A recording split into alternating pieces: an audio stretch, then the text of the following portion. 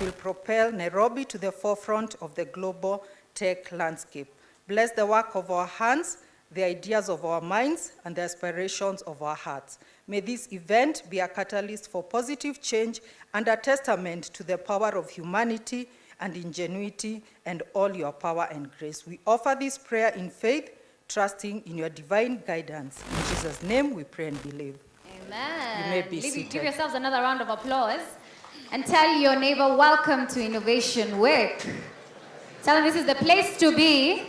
High five them, smile. Tell them you look nice, please. Just in case you've not been told. Look at the person behind you and tell them you look dapper. Look at them, smile guys. There's a reason we have teeth. All right, tell them you look lovely. As mentioned earlier, it's an absolute pleasure being present and in your midst today. So without further ado, I will introduce this beautiful choir. Aren't they lovely, guys? I can't hear you. Aren't they lovely? Yes. They are. Aren't they lovely? Thanks. So I will introduce the Huduma Choir.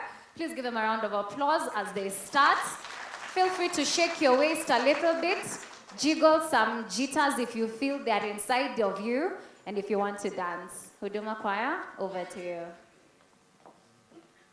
Do you need the mic, sir, or you're good? You're all right?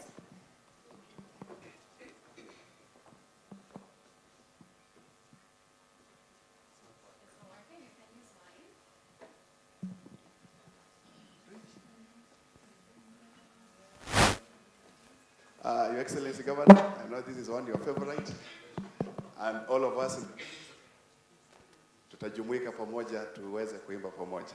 Tuishangilie Kenya, taifa letu tukufu, Kenya tunayoipenda, Kenya nchi tunayoipenda, Kenya nchi tunayoipenda.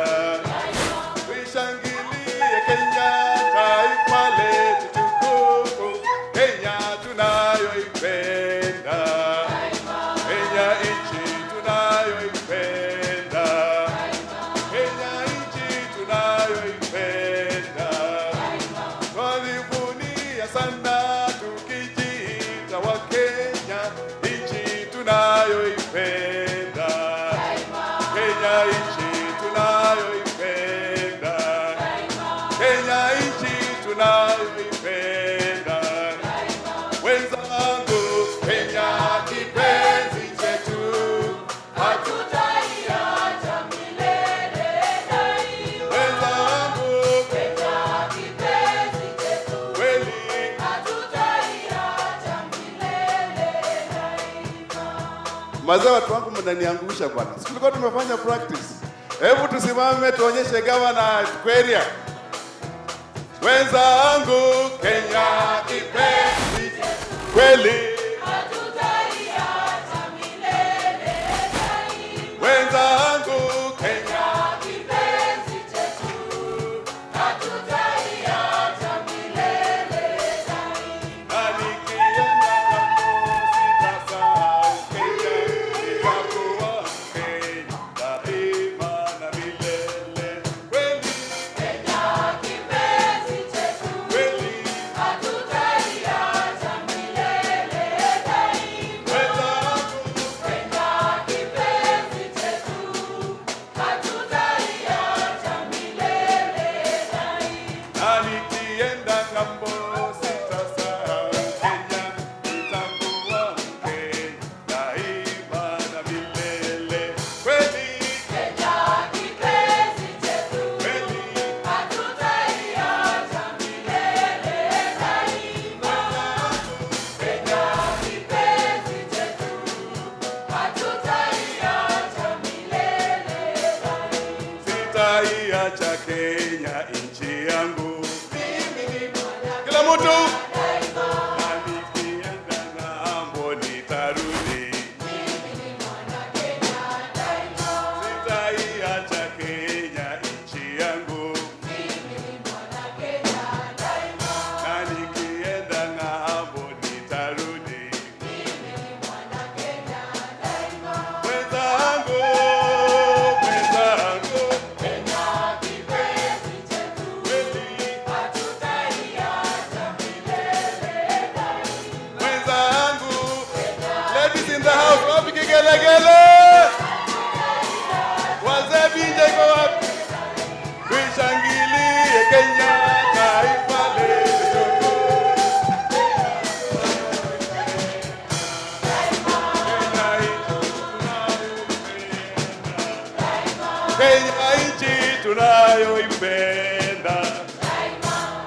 Wapi shangwe ya hiyo mziki?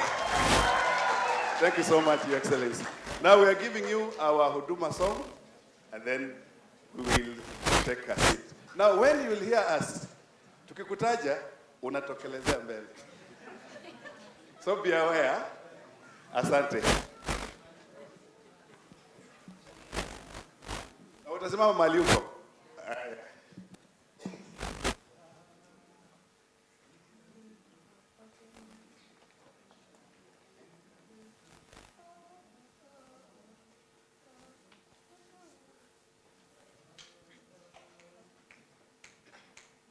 Shirika letu hapa Kenya. Shirika letu hapa Kenya, shirika bora kwa wananchi. Shirika letu hapa Kenya. Shirika letu hapa Kenya, shirika bora kwa wananchi. Shirika letu hapa Kenya. Shirika letu hapa Kenya, shirika bora kwa wananchi. Shirika letu hapa Kenya. Shirika letu hapa Kenya, shirika bora kwa wananchi.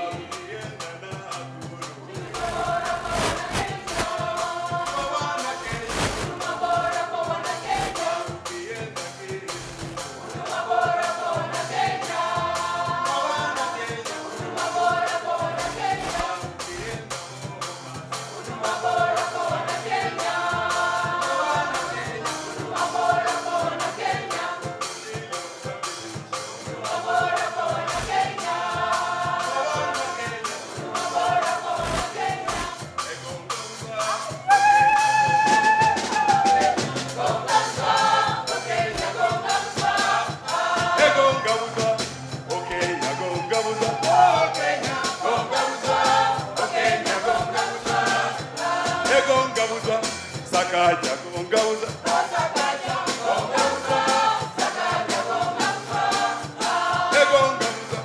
Sakaja kungauza.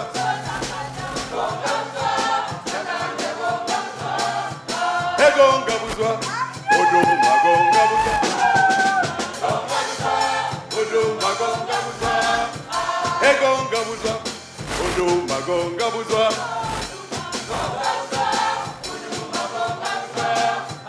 Egongabuzwa. Mugambi gongabuzwa. Mugambi gongabuzwa. Egongabuzwa. Mugambi gongabuzwa. Mugambi gongabuzwa. Egongabuzwa. Ewana inchi gongabuzwa.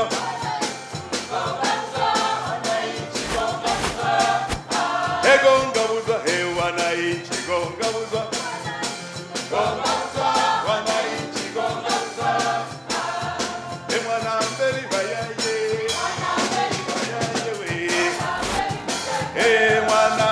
Sakaja, Sakaja we.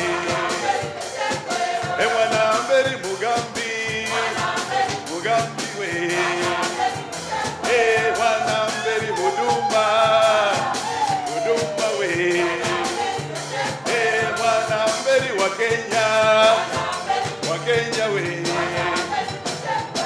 Mwana mberi ni Kenya, ni Kenya we.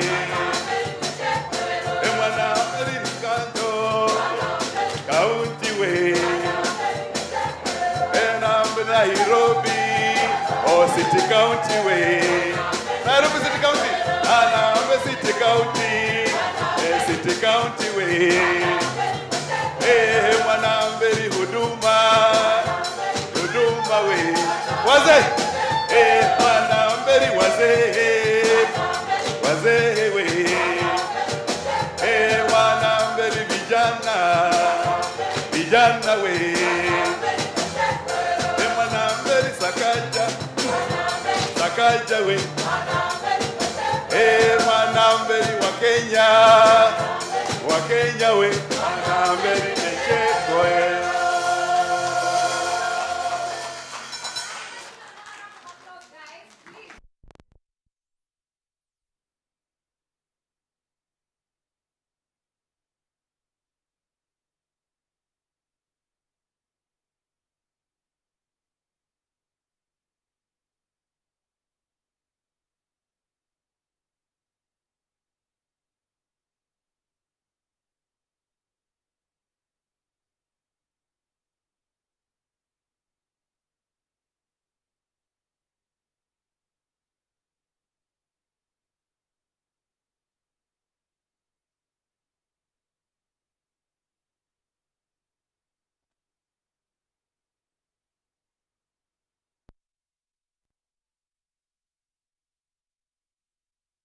right to education, right to peace, right to livelihood.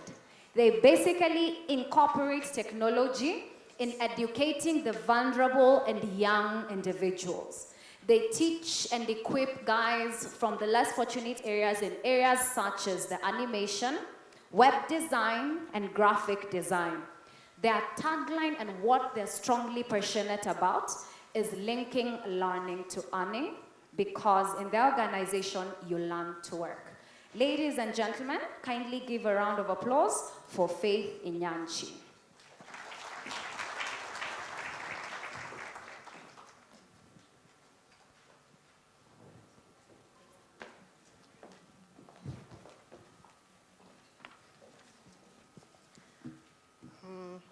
His Excellency, the Governor, His Excellency, the Deputy Governor, all protocols observed, good afternoon. Good afternoon. Hey, I thought we have young people in the house. Good afternoon. Yeah, my name is Faith Inyanchi. I'm the Partnership Manager for Fincher Shades, and we are an INGO, as the MC has gladfully said. And we are very passionate about young people, equipping young people with skills that they can be able to use to earn a livelihood. And it's not just to earn a livelihood, to earn a decent livelihood. So I'd like to really thank the Nairobi City County government for putting this event together and for giving us a platform to come and have conversation around young people, around innovation, technology, and how we can use that to develop our communities and for sustainable development. And so today, as the world is continuously progressing, every aspect of our lives is being shaped by technology and innovation. But how are we preparing our young people to be able to take advantage of that? And so at FCA, we are committed to ensuring that vulnerable young people can be able to access whatever digital innovation equipment they need to be able to bridge the digital divide. Because the digital divide is not just a gap in access, it's a gap in opportunity. And it's not one, and it's one that we must close. And FCA cannot do that alone. The county government cannot do that alone. And that is why opportunities like these ones are very important, where we can come together and put our heads together and have conversations then that progress the digital economy and opportunities for young people to earn a living. And our programs are around 3 thematic areas: education, peace, and livelihood. And under education, we have what we call linking learning to earning, where TVET comes, and we have a program in Jericho and in Kakuma, training young people on animation, web design, digital marketing, and graphic design. And we hope that through these courses, young people can be able to earn a living. So far, we have trained over 600 young people, with 62% of those, as of 2024, having been linked to opportunities to be able to earn. And earning is between, at the least of our students currently earns 15,000. And that is where I'm able to tell the story of a young man called Joseph. Yeah? And you'll be able to meet Joseph right out there. Joseph was among the first cohort that we trained in 2022. And he was a young man of 18, didn't know what was next for him because he had not performed as what everyone had hoped would be the best performance. But then he came to FCA and was graduated in 2022, and currently he's 20, and he has his own animation firm. And he's training people, he's working, and he's working with, not just with organizations in Kenya, he's also working with organizations outside of Kenya. And through FCA, we've been able to link him with a few other organizations in Finland, and he's just one example of what collaboration can be able to do. And so today, even as we have supported Nairobi County to put this event together, I'm also reaching out to private sector who are here and other arms of government and civil society for us to collaborate, because collaboration is the only way we are going to ensure that then we are enhancing not just technology for technology's sake, but ensuring that our young people can actually earn a living.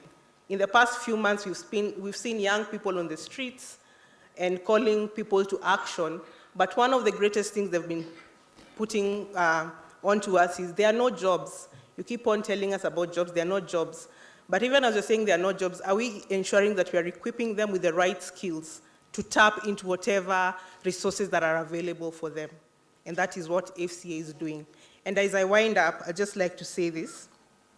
Even as you're standing in the brink of the next digital revolution, the choices we make today will not only determine our tomorrow, but determine our prosperity for tomorrow and how we drive the economy, and not just driving the economy, ensuring that the economy is actually thriving.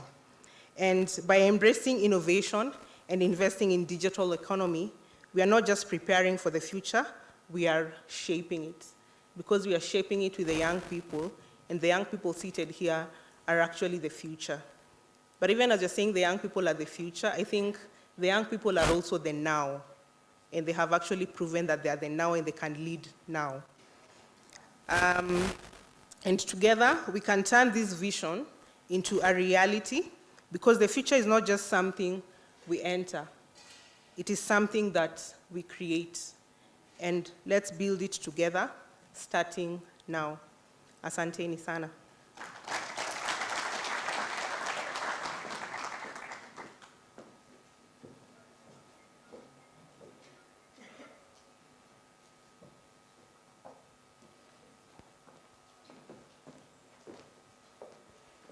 Another round of applause for Faith. Now, I think, first of all, is just to also appreciate all the sponsors and contributors that have made this possible. Moja EV, who I am about to introduce to come and make their remarks as a sponsor, main sponsor's remarks. Finchurch have already spoken, represented by Faith. We've got Equity Bank that also came through, Chasing Mavericks, Data Integrated, which was founded by our friend Mary Munyi, and I sit in the same board with Mary in the Association of Fintechs in Kenya. We've got Esri East Africa, Sakaja A, Vilgro, Uzuzi Hub, Africa. I think there's an entire list that you can see right there. So while I'm mentioning them, it's just also just for you guys to note that this was made possible quite a number of partners that have joined the Nairobi City County government to put this together. So let's appreciate them. A big round of applause for all the sponsors that have come through to this event. I'm going to introduce the team from Moja EV to make their quick remarks. I'd like to invite the CEO of Moja EV, Wang Aiping. Is Wang in the house? Mr. Wang Aiping, please join. And because Mr. Wang IP also needs you to understand him very well, Eric Lumalas will get on stage to also assist with translating Wang IP's speech. So please go ahead. Thank you. Let's pass you the mic. Okay, welcome. Hello, everybody. Good afternoon. I can speak English a little, sorry. So I need Eric translate. 尊敬的州长阁下，内罗毕的州长阁下。Is really grateful for the Nairobi government to invite him here. 最近的各位贵宾，我的各位的同事们。He's also very grateful. I want to thank all the colleagues and other partners that are here with him today. Ladies and gentlemen. Jumbo. Jumbo.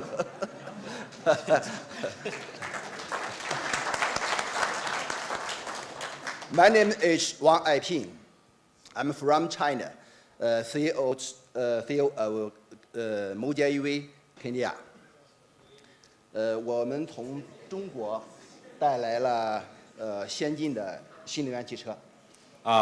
We decided to introduce a new energy vehicle from China into the African market, starting with Kenya.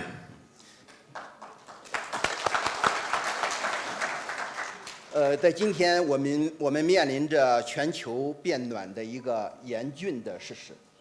Today he believes that the world is actually at a pivot moment because we are facing a lot of changes and challenges, including global warming. 碳排放影响了我们经济的发展。 Also, at the same time, global warming is affecting a lot of our economic and health development as a nation. 我们肯尼亚每年要动用几十亿美元的外汇储备来购买燃油。 With introducing our energy vehicles, we are cutting a lot of costs and will help the government of Kenya a lot. As a country, Kenya is spending over $5 million a month in importing petroleum. 希望随着我们绿色能源的使用，可以改变这些现状。 He's hoping. Hello?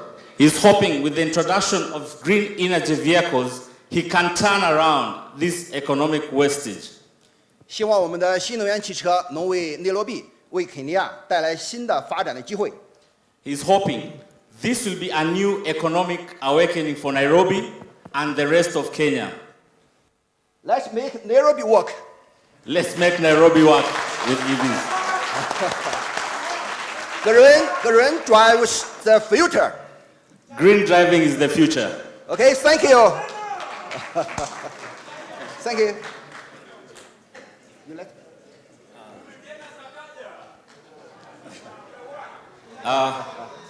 We have a range of products. I don't know if the master of ceremony will allow us just to show the pictures. Yes? We have 4x4s, we have matatus, we have pickup trucks. So we have a range of products for everyone to change the economic scale of this country. Imagine saving 90% of mobility. If you can travel from Nairobi to Mombasa with 1,400, you can go to Kisumu with 800 shillings. If you're a taxi driver, 500 shillings can make you 10,000. That is driving 300 kilometers or 400 kilometers. I think this is great for this nation. This is Neta. If God will give us the courage and Honorable Sakaja will give us the platform, we hope to introduce this as our next generation taxis in Nairobi. Comfort and affordability. It's also sustainable and good for the environment. Sorry, just 1 minute. That is a Skyward. I think this is best for our MPs, our CSs. We are spending so much money on service. Do we really need to service our vehicles? If this vehicle doesn't need service, doesn't have an engine, it is very fast, you don't need to spend on electricity, on petrol. So this car is very good and very comfortable. Skyward is outside.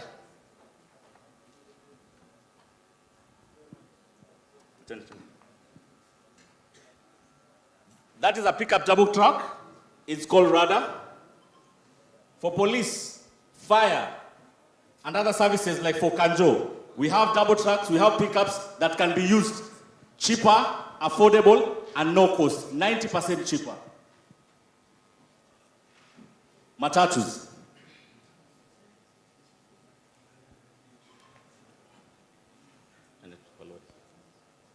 Now, this is where we have a problem in Kenya. We have garbage trucks that are electric for Nairobi. I think we need them, right? With this garbage truck, it also has a component where you put water, you can wash the roads. Not only does it collect garbage, but it can also do what? Don't we need this in Nairobi? As you can see, EV is the future, right?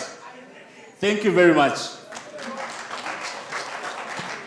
Oh, and those who are worried about charging infrastructure, these are the chargers. Kama comrade anaenda kucharge simu, anadungilia hapo kagari kake, si ndio? Thank you very much. Thank you very much. Let's give Moja EV another round of applause, guys. I mean, innovation is the new way to go. I didn't know we were using that amount of money on film, but yes, thank you very, very much. I'm sorry, but we just started speaking, and Honorable Governor, we noticed that we didn't introduce ourselves. So my lovely name is Nyawera Maina, and I am joined by my lovely global storyteller. Let him introduce himself as well. Okay, thank you very much. I don't think I need an introduction to the governor. There's a story that goes back to, how many years ago is that? It goes back to 24 years ago. Actually 25 now, since I met the governor of Nairobi, His Excellency Honorable Sakaja. We happened to be in the same high school, but I must note that he was my junior. I must note very clearly that he was my junior, 2 years behind me, so we go way back, and it's good to see you, Governor. Congratulations on the work you're doing in the city of Nairobi, and your deputy did not know me, but I worked in Barclays at the same time with him. So he didn't know me then. I was a young salesman in those days. All right, but just for context, I know Nyawera will mention, but both of us are in the tech industry. I work with the largest payments company in Africa today, Flutterwave, as the Senior Vice President for East Africa. I am an alumni of the University of Nairobi. I was here. Wow, you have such strong fans, my word. I was here back in, I graduated in 2006, just a year after Munyi, who was a year ahead of me. And I also did my MBA here, so this is very nostalgic to be in this space. Nyawera, yes. I know you're in the tech space and you'd like to say a bit of what you do as well. For sure.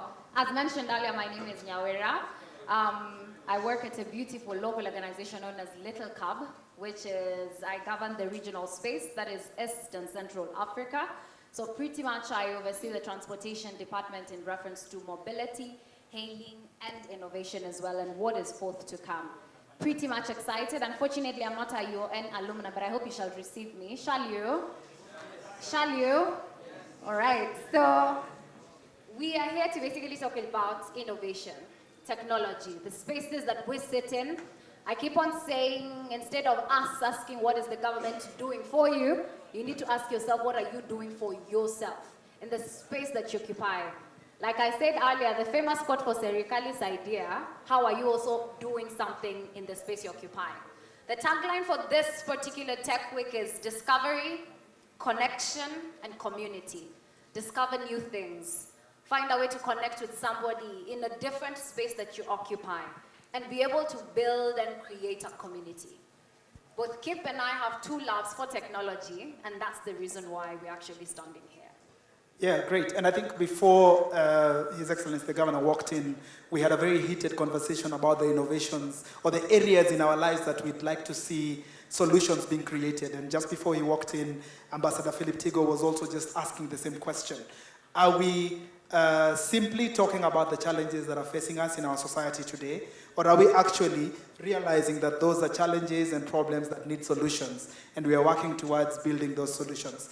In fact, it was very interesting to note that nearly half the room are either in the tech space or looking to be in the tech space. There are quite a number of software developers in the house. There are quite a number of people who are doing different kind of things in the tech space. We have seen that there are some startups that are represented by their founders in the house, which talks into today's topic, or actually the theme of this event, Nyawera, innovation for all, crafting a tech-driven future of boundless opportunity.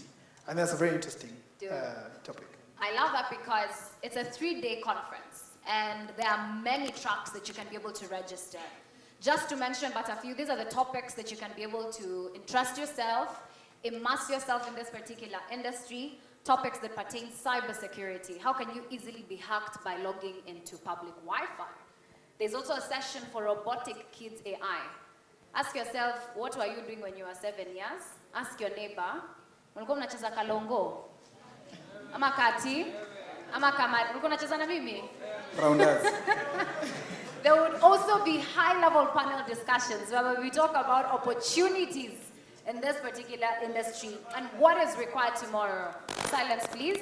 Any other topic, Keep, that you feel that we should be aware of?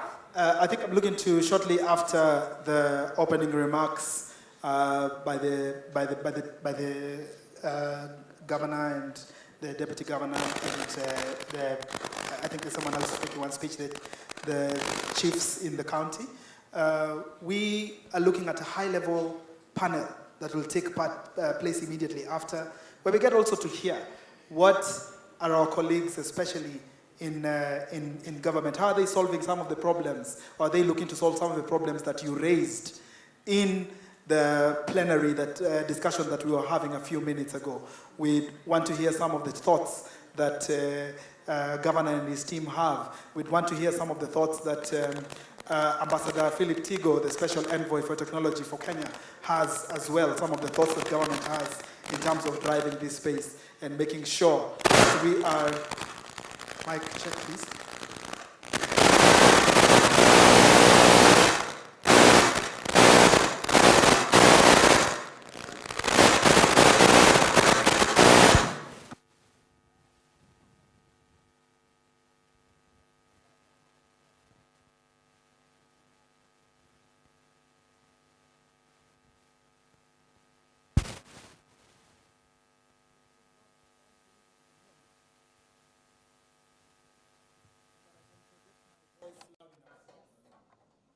So, I think the question that we asked at the beginning is, what do you want to get out of this week?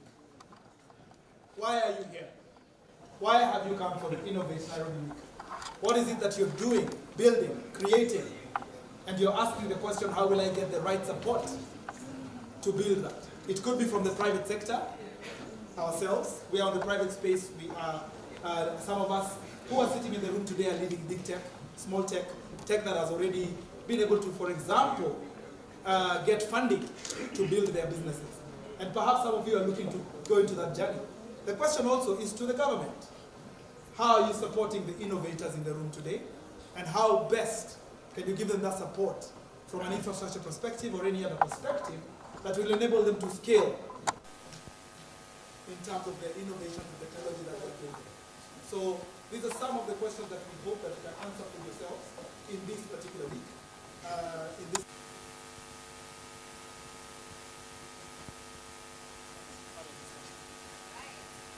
let's keep introduce our chief, and like I always said, in the space that you occupy, does that thing needs to be innovated? Not everything needs to be innovated. Maybe it's just technology that needs to be asked. So while you are attending the talks that have been outlined in the next few days, ask yourself that question. Somebody does not have lights where they are staying, but we're talking about crypto. It's not that there's anything wrong with crypto, it's just that what is important and what is urgent. So I will let my storyteller introduce the agenda and the guest, then we can officially kick off. I have only one role left, which is to introduce the Chief of Digital Economy in the Nairobi City County, Mr. David Sunday, who will take us through the protocols and up to the point that His Excellency the Governor is introduced by the rest of the speakers. So a big hand for David Sunday. Thank you very much, Your Excellency the Governor of the City County of Nairobi, Your Excellency the Deputy Governor of this great county of Nairobi, Waziri in charge of IDE, we call it Innovation Digital Economy, Waziri Mike, Ambassador, one and only ambassador of tech in the world. Tumpige makofi tafadhali.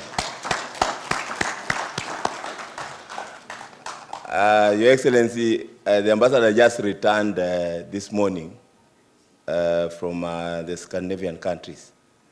He has been awarded the World Mozilla AI specialist. Tumpigie makofi tafadhali. Nani wetu, the partners, Moja EV CEO, Bwana Wang,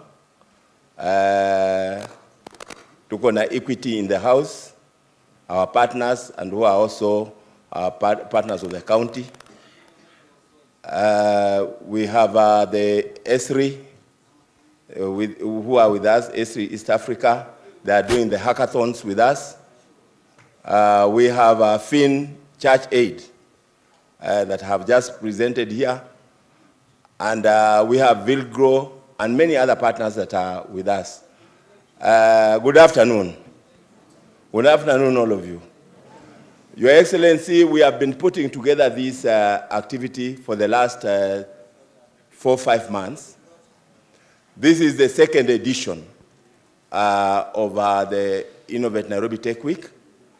The first one happened last year, and I know that this is a brainchild of your government, and you have already put it in the calendar of this county's activity every year.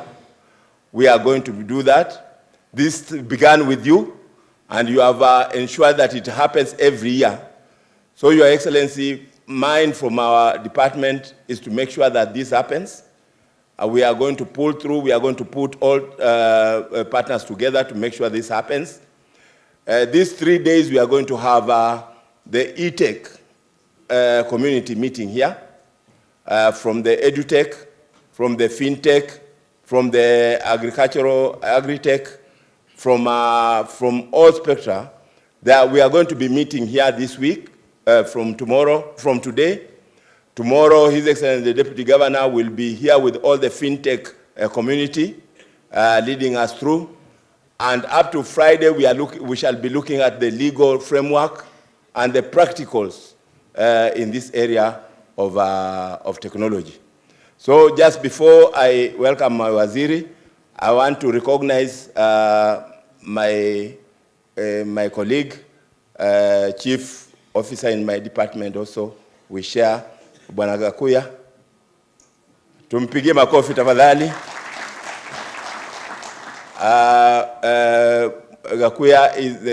Gakuya is in charge of a smart city. I know that is your dream, to make Nairobi a smart city. I also have my director. Where's my director? Uko mbali sana. Tumpigie makofi tafadhali huyo. Elizabeth Ndungu has worked with me when, Your Excellency, you know, I came in recently. I couldn't have put it together very well. Elizabeth was very good and very humble and very cautious. Tumpigie makofi tafadhali tena. Then I have a very able team in my department, my subsector. Please just stand up. Jose, Brighton, Faith, all the team. Mko wapi tafadhali? Wengine wako huko nyuma. Tafadhali tuwapigie makofi. Your Excellency, we are building a very big, strong team within the department, so we didn't outsource much. Tulitumia watu wetu ambao, many of them you hired them recently, and they are young people who just graduated. About a team of 16 of them you hired early in the year. They are now fully functional and in their departments and working very strongly. So without much more ado, I would like to invite my Waziri, Mike Gumo. Tafadhali anapenda makofi wakati anapokuja. Thank you very much. Na ni kijana barubaru. Thank you, Waziri. And then Asante sana, Chief Sunday, Your Excellency the Governor, Deputy Governor, Nairobi mzima, comrades, good afternoon. Comrades power. Okay, sawa, asante sana. My name is comrades power. Sawa. Wacha ishe.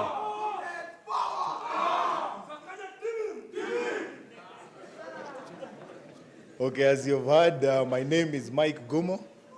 I am the CEC member in charge of innovation and digital economy. That means the minister in charge of innovation, digital economy, Nairobi City County. Waziri kwa lugha ya kitaifa. So if you allow me to read to you a short speech I prepared for you this great day. First and foremost, I want to extend our deepest gratitude to the Governor of Nairobi, His Excellency Sakaja Johnson, whose support and vision for this city has been instrumental in making this event possible. I also wish to thank our sponsors, partners, and each one of you present here today, whether you're an entrepreneur, a tech enthusiast, an academic, or a policymaker. Your participation reflects the collective drive to push the boundaries of what is possible, and we are honored to have you as part of this journey. Innovate Nairobi Tech Week marks a significant milestone in our journey towards establishing Nairobi as a hub of innovation and digital transformation. We are gathered here today to celebrate the power of technology, the spirit of entrepreneurship, and the boundless potential of our city. This year's theme, Innovation for All, Crafting a Tech-Driven Future of Boundless Opportunities, speaks to our collective responsibilities to ensure that the benefits of technological advancements are shared by everyone. We are committed to fostering an inclusive digital economy where opportunities are accessible to all regardless of background, gender, or geography, or religion. Throughout these 3 days, we will hear from thought leaders, industry experts, and innovative startups who are shaping the future of technology. We will witness groundbreaking ideas, explore cutting-edge solutions, and engage in meaningful discussions about the challenges and opportunities that lie ahead. But beyond the talks and exhibitions, Innovate Nairobi Tech Week is about collaboration. It is about bringing together diverse perspectives to create solutions that are not only innovative, but also impactful. It is about empowering our youth, supporting our entrepreneurs, and ensuring Nairobi continues to lead in the digital age in both Africa and globally. In closing, I want to remind us all that the future we envision begins here with us. Let us make the most of this opportunity to learn, to share, and to innovate together. I am confident that what we achieve this week will resonate far beyond these walls, driving Nairobi and indeed Africa into a new era of technological excellence. Thank you, and let's make Nairobi work. Lazima iwork. Asanteni sana. Makofi tena. Asanteni sana, and I'm privileged to be here with you today. Let's have a fruitful afternoon, and let's stick together for the next 2 days as we find solutions for our great city county under the great leadership of our Governor, His Excellency Johnson Sakaja. So with those few remarks and my amazing speech, please allow me to invite His Excellency, the Deputy Governor of Nairobi, to make his remarks. Asanteni sana.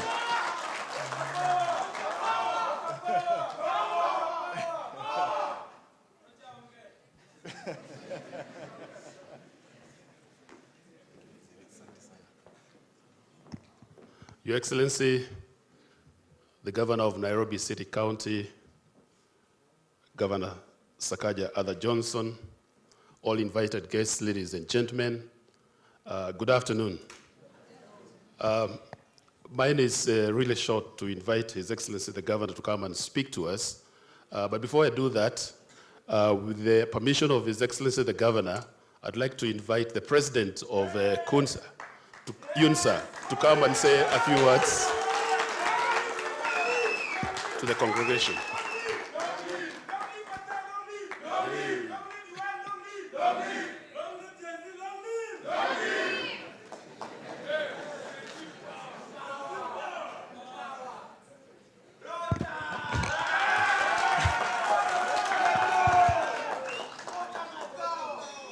Your Excellency, Governor Arthur Johnson Sakaja, Super Governor, and our able DG, Bwana Mushiri, our able CCs, our able guests, my fellow comrades, good morning. Comrades, power. Comrades, power. Comrades, Tibim.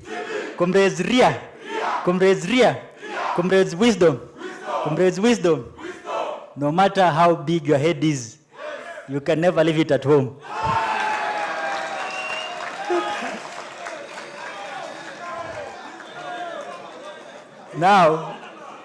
Now, comrades, I will be as brief as a cock on top of a chicken. So, Your Excellency, today we are very honored to have you on board in our premier University of Nairobi. The only university that starts with the article there. The only university that has the governor, the DG, the CCs, and the overall president of Kenya. Makofi kwote tafadhali. We have seen the work that you are doing as a county. Tumeona maneno ya electric cars, na sisi kama Gen Z wa UN na kama Gen Z wa Kenya tumefurahi ya kwamba we shall now get part-time jobs through your program. Thank you so much.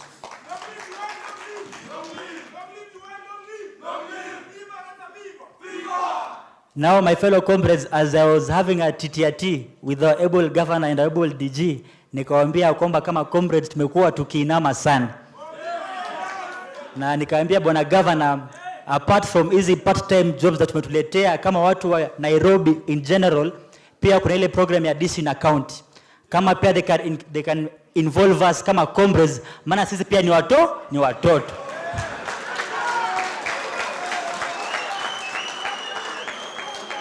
Sasa bwana governor, tukipata lunch kupitia your program, sisi tuko nyuma yako na tuko loyal. Na unajua katika kitabu cha Isaiah mlango wa 60 inasema, Bwana nimeinama na kupindika sana. Sasa bwana governor, vile leo umetutembelea, you are our able big brother mwenye alikuwa UN, tena Chirom, our super governor. We are sure leo tutakula kuku. You know, bwana governor, as comrades, before you came, you were eating like chicken. We were eating maize, but today you have come, we shall eat chicken.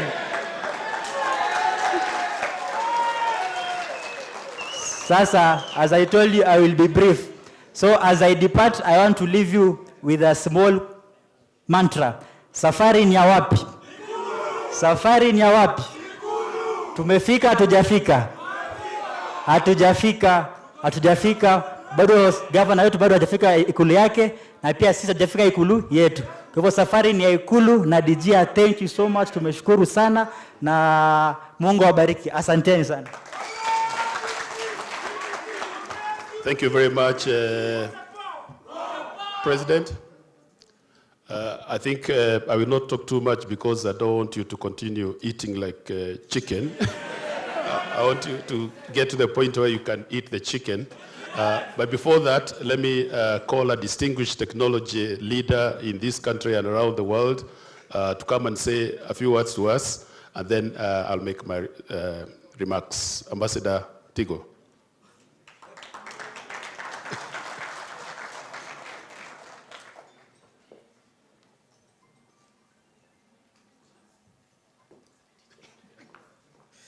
It was a little bit of a surprise.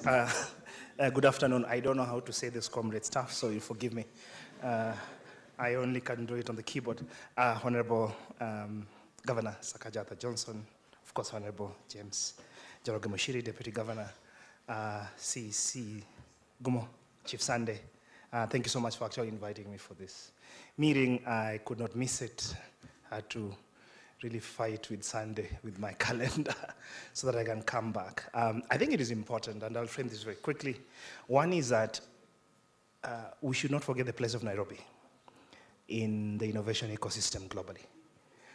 We say the Silicon Savannah, but the heartbeat of Silicon Savannah is Nairobi. So I think let's just get that settled, and we are not even negotiating or arguing about that. Because there's more innovation per capita out of Nairobi than anywhere else or any other city. Even the big ones actually come from here and go to other cities. The second part, I think, is sort of the innovativeness of youth, but also we have a very young government. I don't think we have a younger government in any other county than Nairobi. So I think that's something that we have to recognize. That part of that youthfulness is also innovation. Third bit is also, and I hate to use Obama's words, is the audacity. I think the audacity of being able to embrace the challenges that we see, and part of the audacity is embracing technology. I think if you are here, Governor, in the morning, you'll hear there's a lot of problems, but then there's a lot of ambition around the solutions that are here in the room that just need to be guided. And I think that is why this meeting is important, because then that is where you temper the passion and the reality and the resources of the partners who've come in the room so that you can deliver a solution that actually solves a problem, not in our heads, but a problem that is in Nairobi and potentially that can be exported. And we've exported a lot of these things before. I think, Sunday, you mentioned that I've been given an award. What people don't understand is I actually had 2 Kenyan women as part of that award from Nairobi. From Nairobi, right? So I think for me, I leave that just to say that there's already the spirit of innovation. There's capabilities around how to harness technology. And I think Moja would not be here if there was no potential. And so how do we just build this platform in a way that it just doesn't deliver for Moja? Let me bring it this other way. We start to create money for our young people here in Nairobi.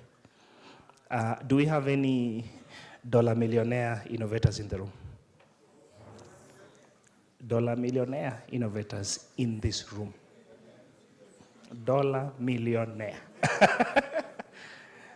Can we change that in the next couple of years? Let me leave you with that. Thank you so much. Thank you, Ambassador. Like I was introduced earlier, my name is Njoroge Mushiri. I'm the Deputy Governor of Nairobi, better known as Governor Sakaja's deputy. And today, I also want to associate myself with this university. I'm an alumnus of this university. I went to Chiromo and studied computer science. And then because I was a wise man then, I got them to employ me as a teacher there. And so I was teaching computer science at the University of Nairobi in Chiromo, Institute of Computer Science.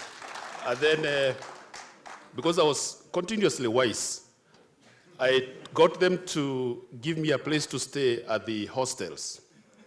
Now, you want to know how I left, don't you? The reason I left is because the students I was teaching started recognizing me at the opening ceremony. You know, when you're going to the kitchen in the morning or in the evening, when they're just about to open the kitchen, that ceremony was called OC. Yeah? So isn't this our lecture? So once they recognized me, I decided to leave and I went into town.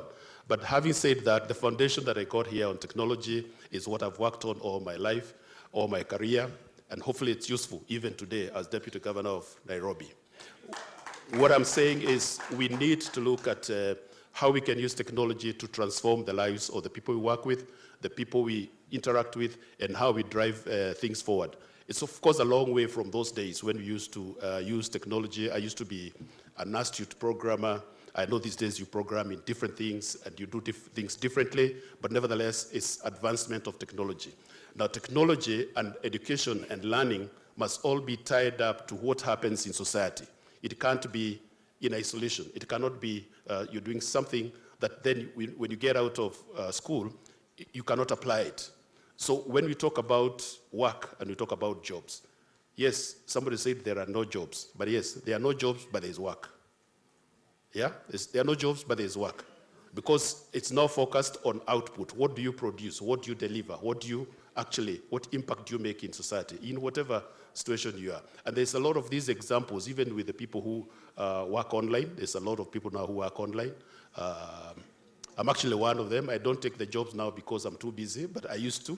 And that is the kind of thing that you can do continuously in society until you know you're making an impact either in Africa, in Kenya, in the US, in Europe, wherever. It is possible. It is doable. You just have to have the resolve. You have to have the drive. You have to have the ability to think differently, the ability to innovate, the ability to look at things and find solutions. And when you find solutions for problems, With it comes resources. Money follows solutions to problems.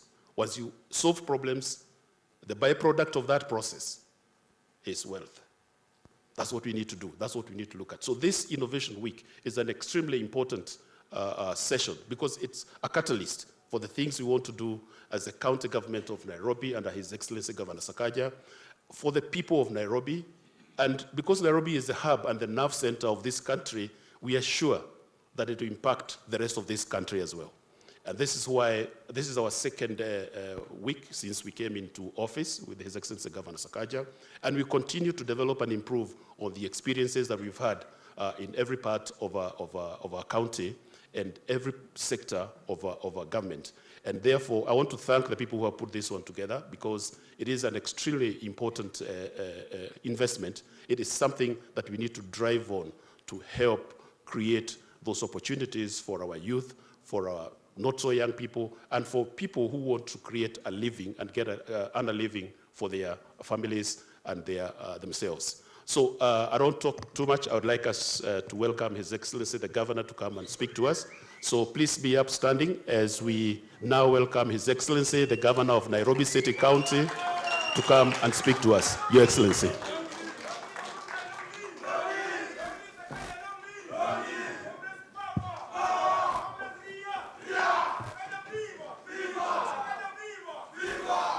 Asante. Asante. Tuketi chini.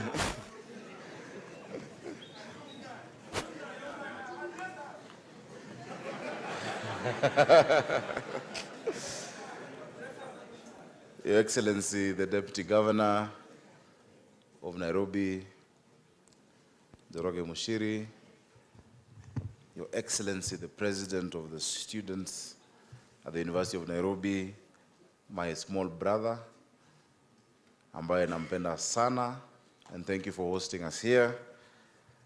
Another Excellency, the Ambassador of Technology for our country, my good friend, Philip Thigo, nasikia umeongezewa AI, EGH, Mozilla. The entire team from the Nairobi County, our sponsors and our supporters, everyone who's here, our developers, our tech community, our comrades, good afternoon.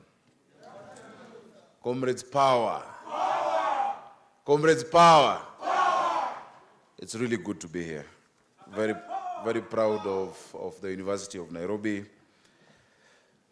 Ladies and gentlemen, it's my pleasure as your host today, together with my beloved alma mater, the University of Nairobi, and the different sectors that we have, to welcome you all to the Innovate Nairobi Tech Week 2024. As your governor, I'm really honored to host an event that brings together some of the sharpest minds, the most creative spirits, and the boldest entrepreneurs in this part of the world.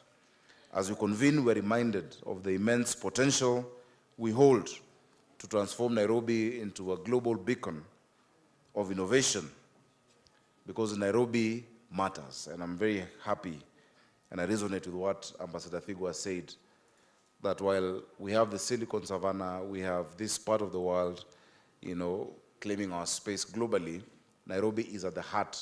Nairobi is the core of this tech ecosystem. We're a hub of innovation right now. We have certainly secured a place in the region, but we gather today because we are ambitious.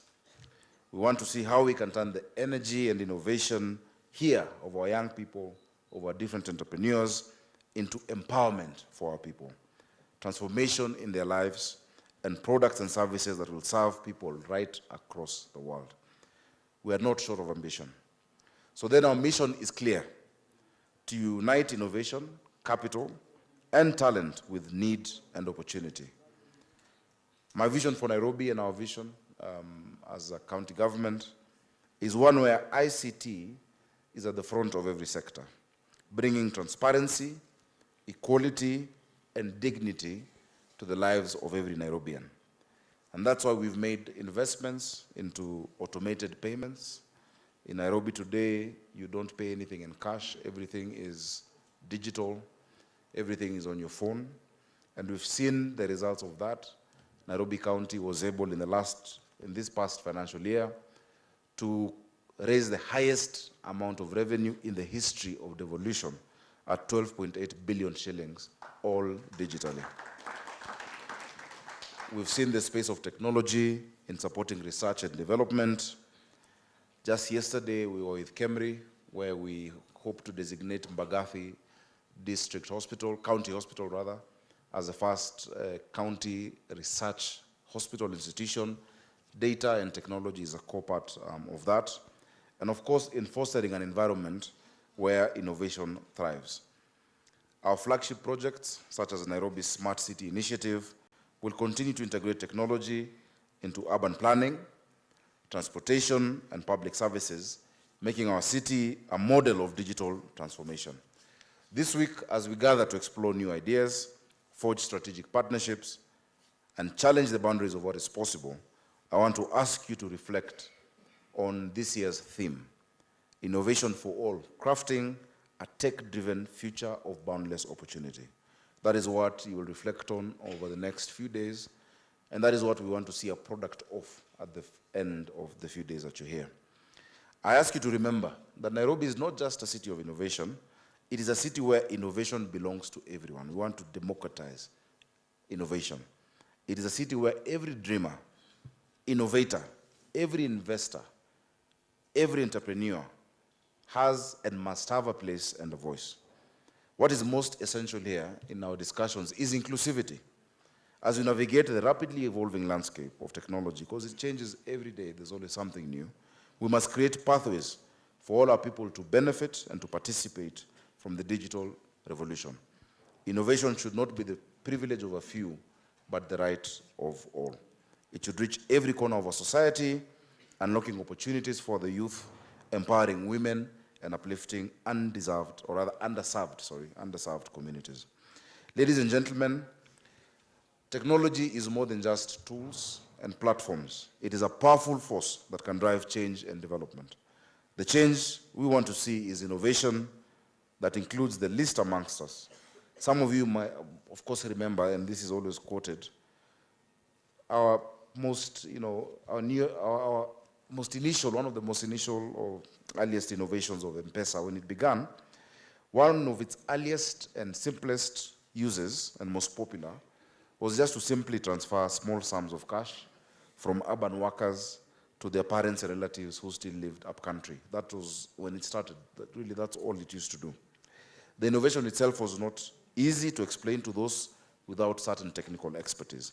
The effects were obvious and beneficial to all. It has since evolved to be a global force that everyone is trying to benchmark with. We're doing much more than just sending those small sums.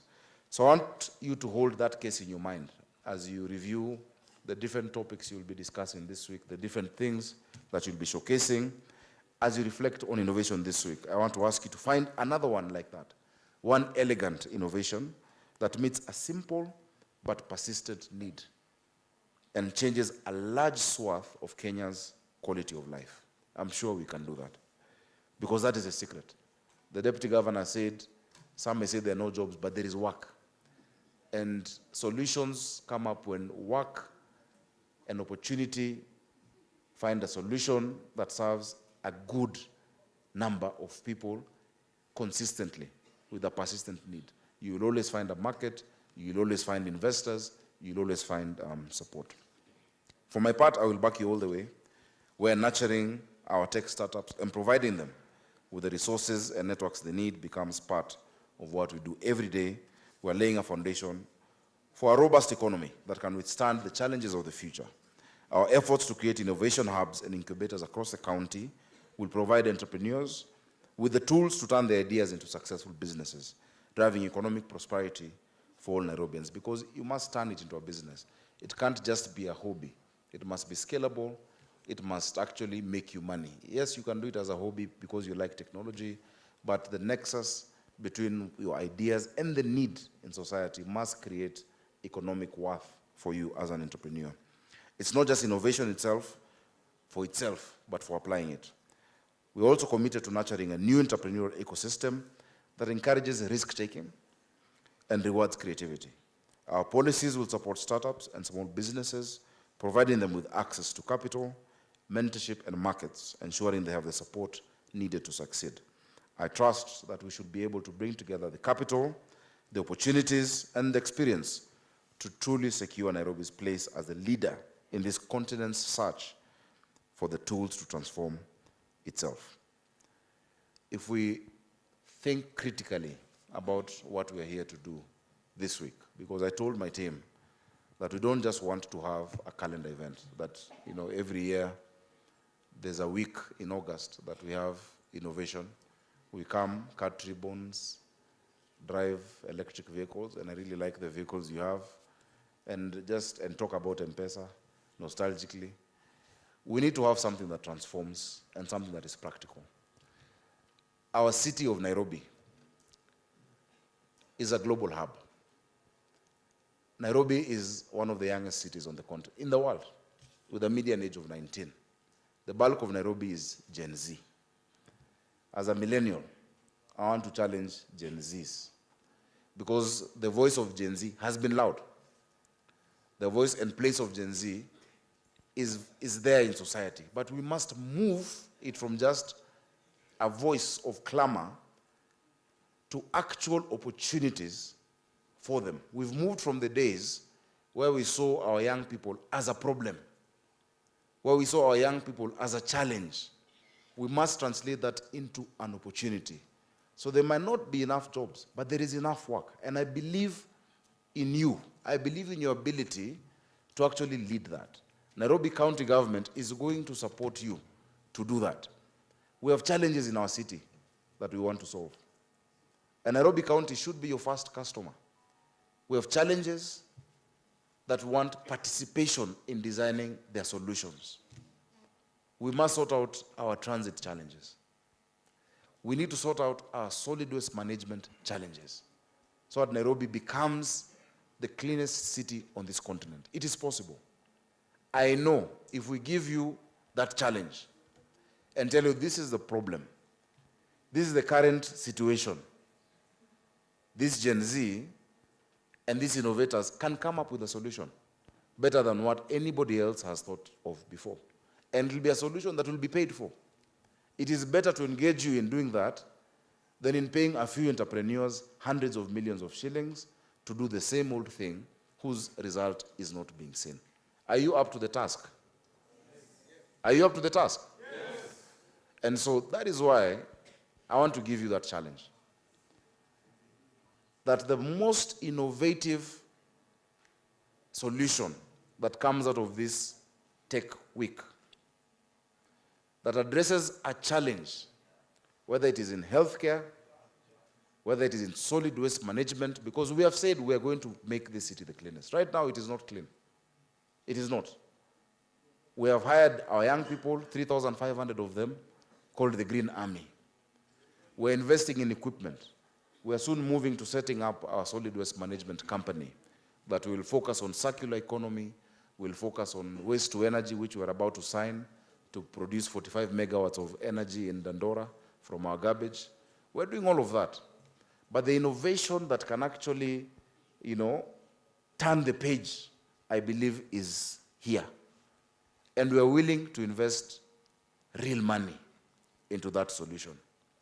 So understand the problem, see the opportunity, innovate, and let's work together.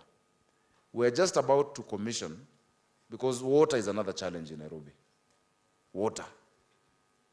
And the challenge of water, number one, has been the quantity of water that comes, just the sheer quantity, the amount, because Nairobi has little water sources. The sources of water were developed from 1904. Between 1904 and 1910, we developed Kikuyu Springs, which is just on, a place called Reagan. Do you know Reagan? That is where the first source of water of Nairobi, it served that population, produces 6,000 cubic meters of water. That was not enough. The colonialists went on to develop what we call Ruiru Dam. it was not enough. That was in 1928.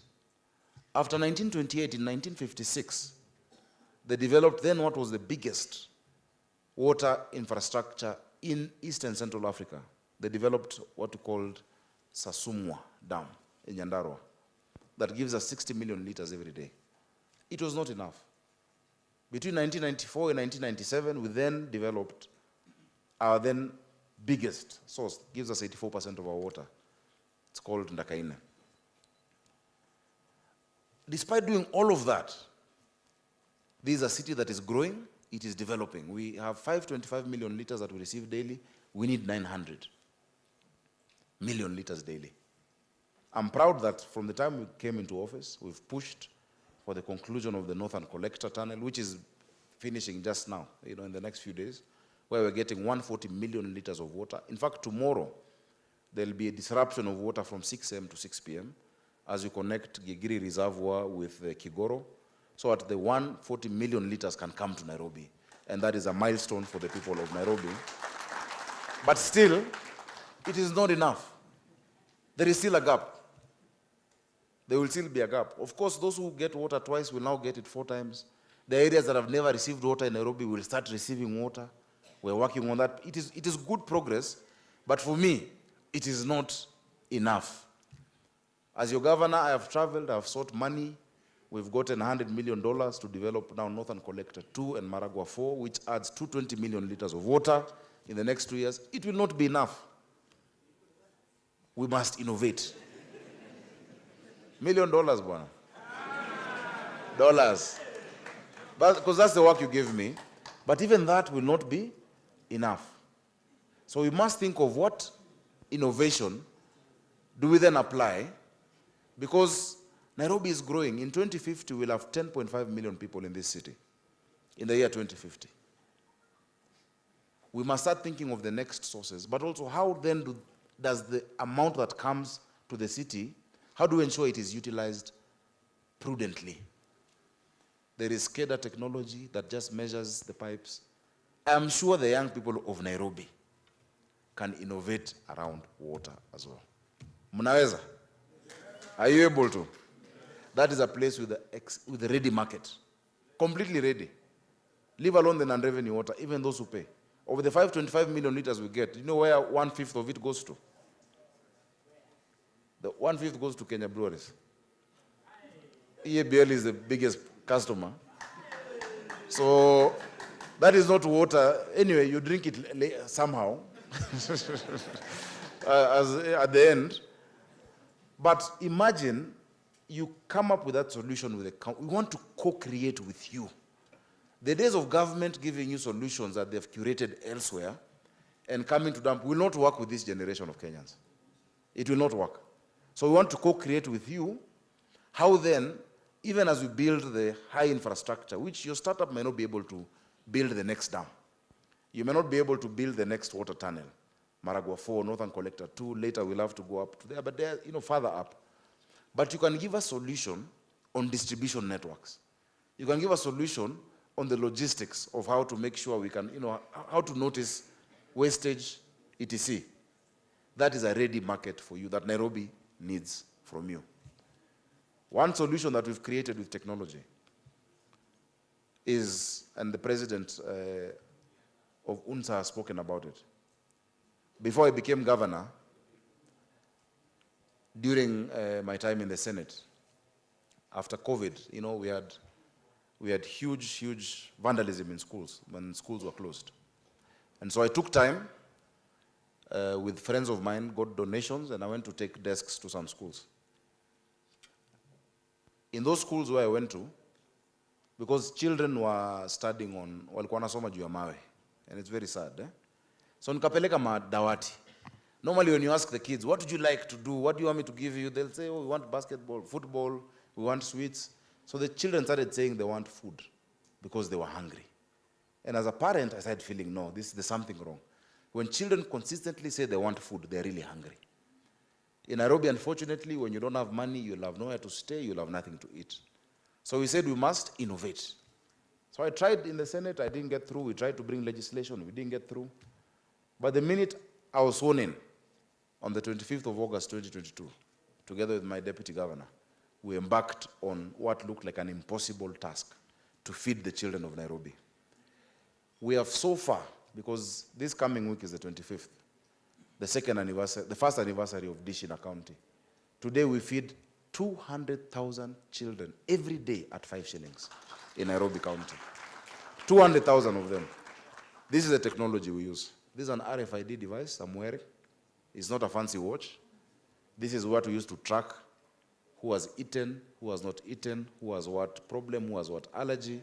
It is a device developed by Nairobi youth that we are using in our school feeding program. We have built 10 central kitchens across the city, and this week we're opening another 7 that will take the number of children being fed to 310,000 children every single day in Nairobi.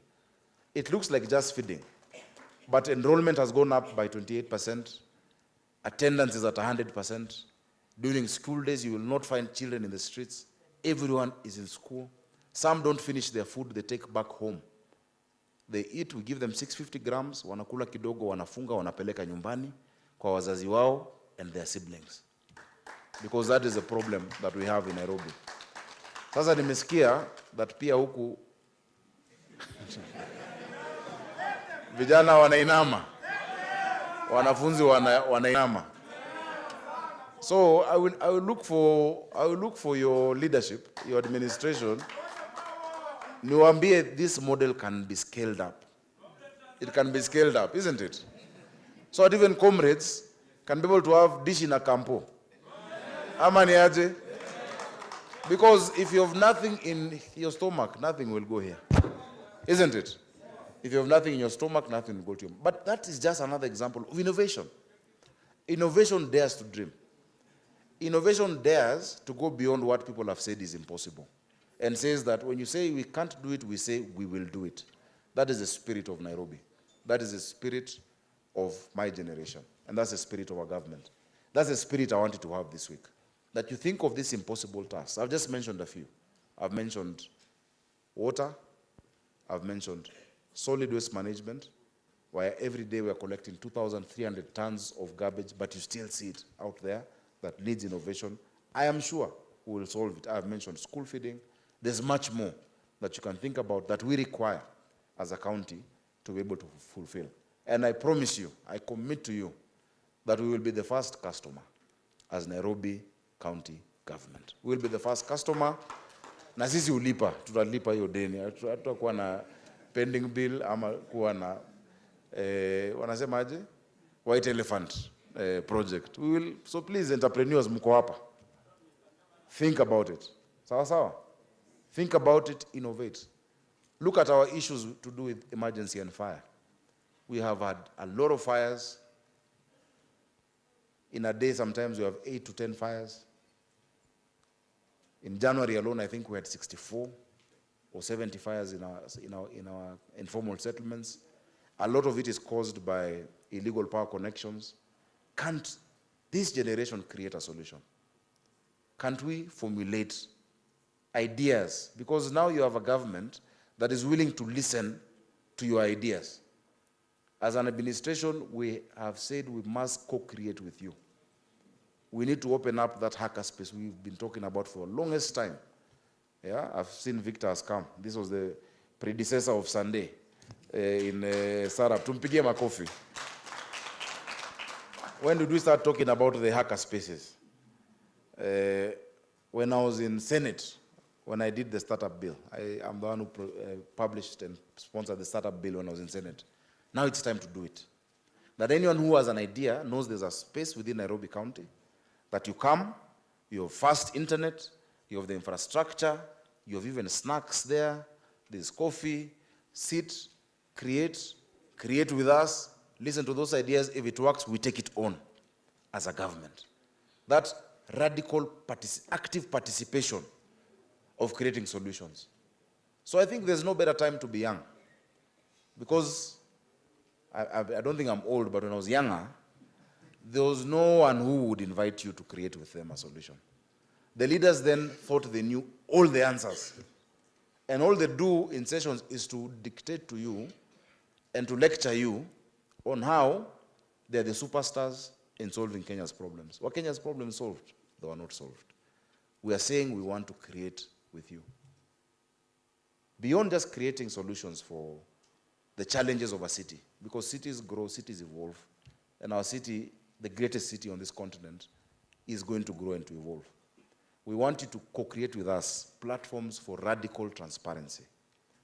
Platforms for radical transparency, where any Kenyan can log in and see, these are the number of tenders issued in Nairobi. These are the people who won those tenders. These are the people who bid for those tenders. These are the projects being done on those tenders. This is how much they've been paid so far, so that instead of just one person auditing it, all Nairobians become auditors of the county government of Nairobi. That from wherever you are, even with GIS or GPS, you can stand in any part of the city and say, I want to see all the projects in this constituency. They come up to you, you can go to it, the website might say it is 50%, you take a photo there and then and say, no, this is what I'm seeing on the ground, and then the professionals can validate what it is. Isn't that the city we want to create? Of radical transparency. We want to have that with you. So I've described the kind of innovations that I am willing, as your governor, to invest in, to be the first uptaker, and to help further develop as we move forward. I hope that we can count on you as partners. I am told there's a competition that will be happening from the startups Sunday. There's this competition that is happening. You'll announce the winners on Friday. We will give them not just a trophy or a certificate, but chapa. Because money, yeah, some money. We will give them some good money. So because I don't like, or rather, hata sijui kudanganya, wacha tupange na DG ni pesa ngapi tuchange, because najua hauna hiyo budget. Yeah, but I will find money, at least to inspire you. But the biggest gift, the biggest prize, I think, is taking up that innovation and implementing it. I'm sure you're tired of just developing things to be clapped for and living. You know, you need to develop something that is taken up and that is used by the county government. We shall work with our procurement teams, with our finance teams, so that we can onboard those solutions. So young people, we believe in you. And I'm very happy to say it in the place where I first was believed in. You know, this is a place where I first vied for office, in Sonu. And this is where I was first elected in 2007 to be a student leader in the student organization of the Nairobi University. It gave me an opportunity, my brother. Because at that time, the president was going through an election, President Moja EV. And so student leaders, we went to see him. And when we saw him, a few months before, like a year before the election, I got amazed by this man called Moja EV. The first thing he asked us is, what is the GDP of India? No one knew then, and I'm sure no one knows now. What is the GDP of India? This is what Sakaja. I didn't know the answer. The second question he asked us was, what is the fastest growing city in Asia? I had read the Time magazine that week, and it was actually Mumbai. And what they said then was, he said, it is growing at 7%. If you grow by 6.9%, will you tell? Because he said, you can't tell, but you'll feel your trouser is getting shorter, your clothes are getting tighter. And he said, that is what Kenya is going through now. But people cannot see it. You know, that election was highly contested. But he said the fruits will be seen. I left that place amazed at this man called Moja EV. Months later, somebody was looking for a driver. The person was a youth director. Imagine a student leader accepting to go be a driver in a campaign. I said, you know, because I know what I want in future, let me go take that job as a driver. I became a driver. Yes. But during time, you know, when my boss was, like now if he was here, I'd be outside wiping the car. But when he had a 1 hour, 2 hour break, I would drive into university with a Prado. Or with that Mercedes. And people will wonder, wow, this guy is doing something. Do you know, because of believing and choosing to take whatever path to learn, even that of taking that job, which I would not tell my comrades here what I was doing. In the next election, the exact next election after that, I was the chairman of the ruling party, and the boss who I used to drive, I used to pay him like this, the way he used to pay me. Just in the span of one election. So I want to encourage you, comrades. And I want to encourage you, nikikuajiri hautaniajiri ile next. That one, do not, and even entrepreneurs, don't despise a humble beginning. Don't despise a simple beginning of your product. Yeah, my brother from Lenana, where has he gone to? He will tell you how Flutter we've started. Simple. How Trigger Food started, how Cellulant started, how all of those that have become, or almost have become unicorns in our ecosystem started. So don't despise a humble beginning. Don't think of forums that are too small. And don't usipuuze idea ya mtu yoyote. Sawa sawa? Tuko pamoja. So now I have said enough. It remains only to express my gratitude to all the organizers. Thank you so much for what you've done. To the sponsors, to the partners who have worked tirelessly to make this event a reality. Your commitment to advancing the digital economy and supporting our startups is truly, truly commendable. I want to thank you, and I want to officially declare the Nairobi Innovation Week 2024 officially open. Asanteni sana, na Mungu awabariki. Na kwa comrades, vile president amesema, today you shall not eat like chicken. Today you will eat like lions. Thank you very much.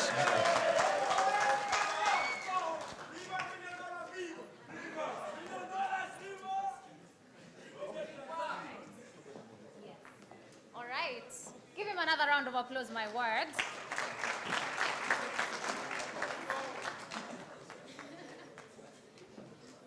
You can have your seats as this is moved. So I'll be very, very quick. Thank you very, very much, Governor. You can have the microphone kindly. We're talking about disruptive innovation, disruptive technology, the next step that you should take.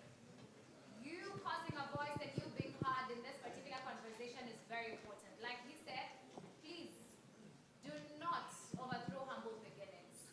Have a space, you have something. We talked about the government giving us opportunities in reference to the conversations that we're having.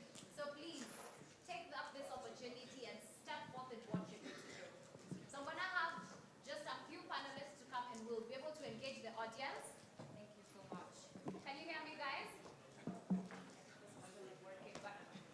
I will invite our first panelist, whereby we'll have an opportunity to ask some questions, any sort of clarifications that are needed, and we'll definitely keep it very short and sweet.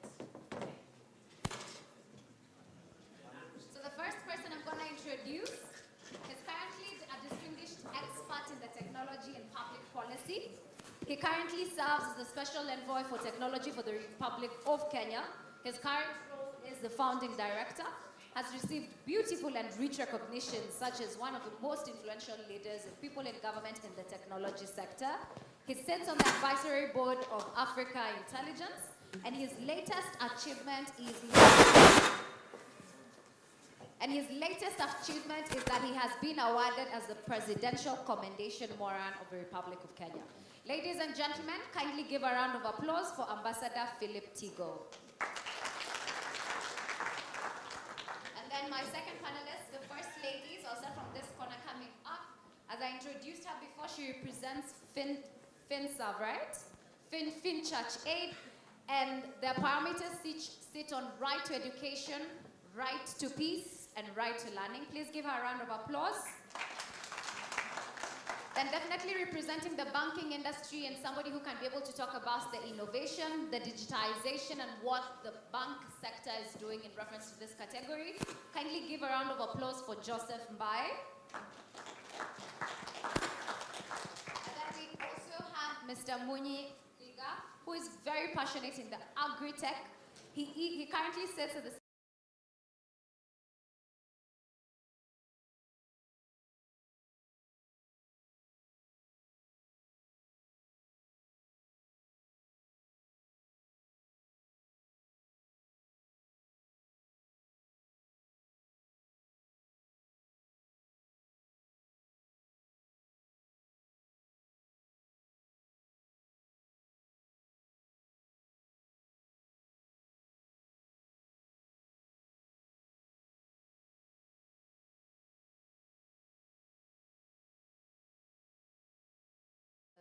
Moja, do you mind exchanging?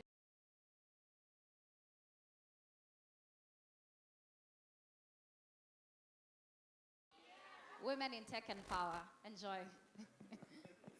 I think Nyara forgot to introduce me. My apologies. Please give a round of applause for our lovely storyteller, Mr. Kip. Mpe makofi tena. I'm so sorry. No worries, no worries. Okay, so I'm just gonna. I mean, I think everybody has been introduced, and I'm gonna jump straight in. And I thought that we thought that it's important that to take this opportunity when the governor is here, just to get the thoughts of a few industry leaders as well as the governor himself. And I'm actually gonna start with the governor for the very first question, which is, and I know you've talked about it quite a bit, but I'd just like you to sort of give wings to what you said. And this is just in terms of how your administration is working to ensure that the benefits of the things that you talk about, the innovation, that they reach all the communities in Nairobi, especially those that we have traditionally referred to as the underserved. Thank you very much. The thing with the technology is that if everyone has the tools from wherever you are, you can innovate, whether in Madare or Runda or Mudaiga, but necessity is then the mother of invention. That is what gives the difference. And I'll give you an example. In 2015, I was at a place called the Institute of the Future in Palo Alto, California, San Francisco, which is the real Silicon. This is too loud. The Silicon Valley. And I was in a panel. That time I was a member of parliament. So this lady starts and asks, she's wondering, why is it that we're seeing all this amazing, I think it's okay now. Yeah. Why is this all this amazing innovation that is coming out of Africa that is now competing with Silicon Valley and San Francisco? And I told them, look, the tools now, the world is a global village. I want to first start globally, then come here. Such that the same coding language that young people are using in San Francisco is the same coding language in Nigeria, in Kenya, but the need is different. And so while they are developing apps for shopping and for luxury, we're connecting communities to water. We are solving, real challenges, and that's why innovation is like that. So similarly here, once we provide infrastructure, we make sure there's availability of internet. The president keeps talking about the highway, the digital highway, He keeps talking about in every ward having an innovation center, and we're working hand in hand with the national government. You will see that what you thought were underserved communities will be spaces of the greatest innovation. The last example I'll give, a few years ago as well, I think 6 or 7 years ago, Konza invited us to send young kids to Konza. So the Konza institution invited us to send some kids for a camp. And so the kids I chose, one was from Dandora. His dad works with me, but from Dandora. Kijana too from the informal settlement there, and another was from Kibra. They went. This was a 6-year-old boy. Saw a computer for the first time in his life. Was taught how to code, and emerged the winner. He defeated kids from international schools, from whatnot, and he came from such a humble background. It was his first time to see a computer. It convinced me, and actually this year, he's now around, I think, 12 or so. We're taking him to Japan, as a government, together with Konza. I told them, that kid he's now the PS of ICT. Then he was at Konza. I told him, that kid who won that time is now about to be a teenager. I said, let's take him. He's going to Japan, to hone his skills. So the point is, technology is an equalizer if we make the tools available to everyone. And then you'll see the best innovation coming from the areas of the greatest need. So as a county, ours is to provide infrastructure, to give these challenges. We've taught many kids, we've given them opportunities to learn at the Moring School with partnerships that we've signed, to learn coding. I don't know how many kids have gone through it, Victor, Sunday. 1,000. So far, we've given 1,000 kids a chance to be trained in coding from the informal settlements. What is coming out of there is gold, you know.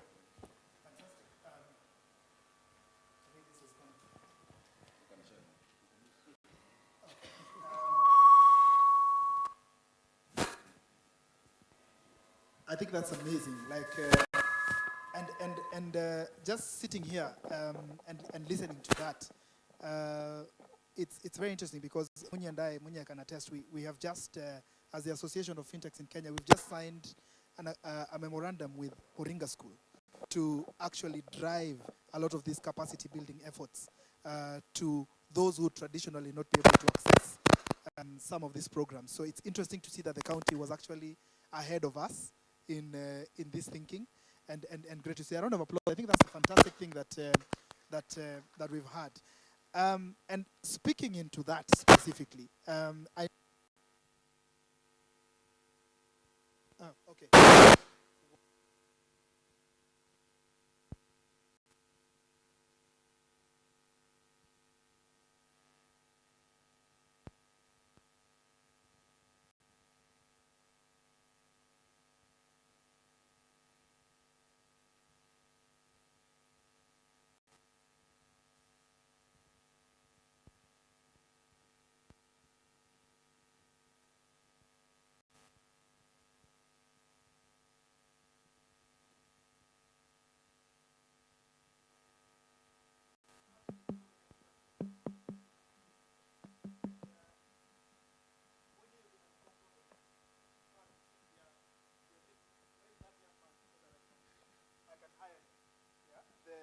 The young gentleman who learned how to code in a couple of days, because those of us in the tech space are actually looking for that kind of talent every day, and we're asking ourselves, where do we get that talent? That's why AFIC, for example, is coming up with these programs, because there's a big talent war. And Munyi, as a leader in the private sector now, and as someone who has actually accomplished himself both as a leader in leading companies such as Cellulant, where you are a general manager, and startup, and now in your startup space, I think the two questions for me quickly are, first of all, how can we in the private sector in this space be able to harness what the government is doing? How can we leverage these government policies to be able to actually grow the people that want, not only want to work in our space, but also to innovate as a whole and grow themselves as tech startup owners? Thanks, Kiptum. I hope you can hear me. So first of all, just to highlight, and the governor was quite on point, you know, inviting all of us, you know, to partner with the county and offering solutions. So just to support what he said, I'd like to give one real life example of what we've actually partnered with the county many years ago. And like Kiptum is saying, I used to be at Cellulant for more than 10 years. And one of the proudest things that we did with the Nairobi Water Company is that we actually digitized their whole invoicing, payments, and collection. And what happened in 2018 is that, if you remember very well, the Nairobi Water used to have banking halls. Yeah? This place called, is it Cameo? There was one at Cameo there on Kenyatta Avenue and the rest.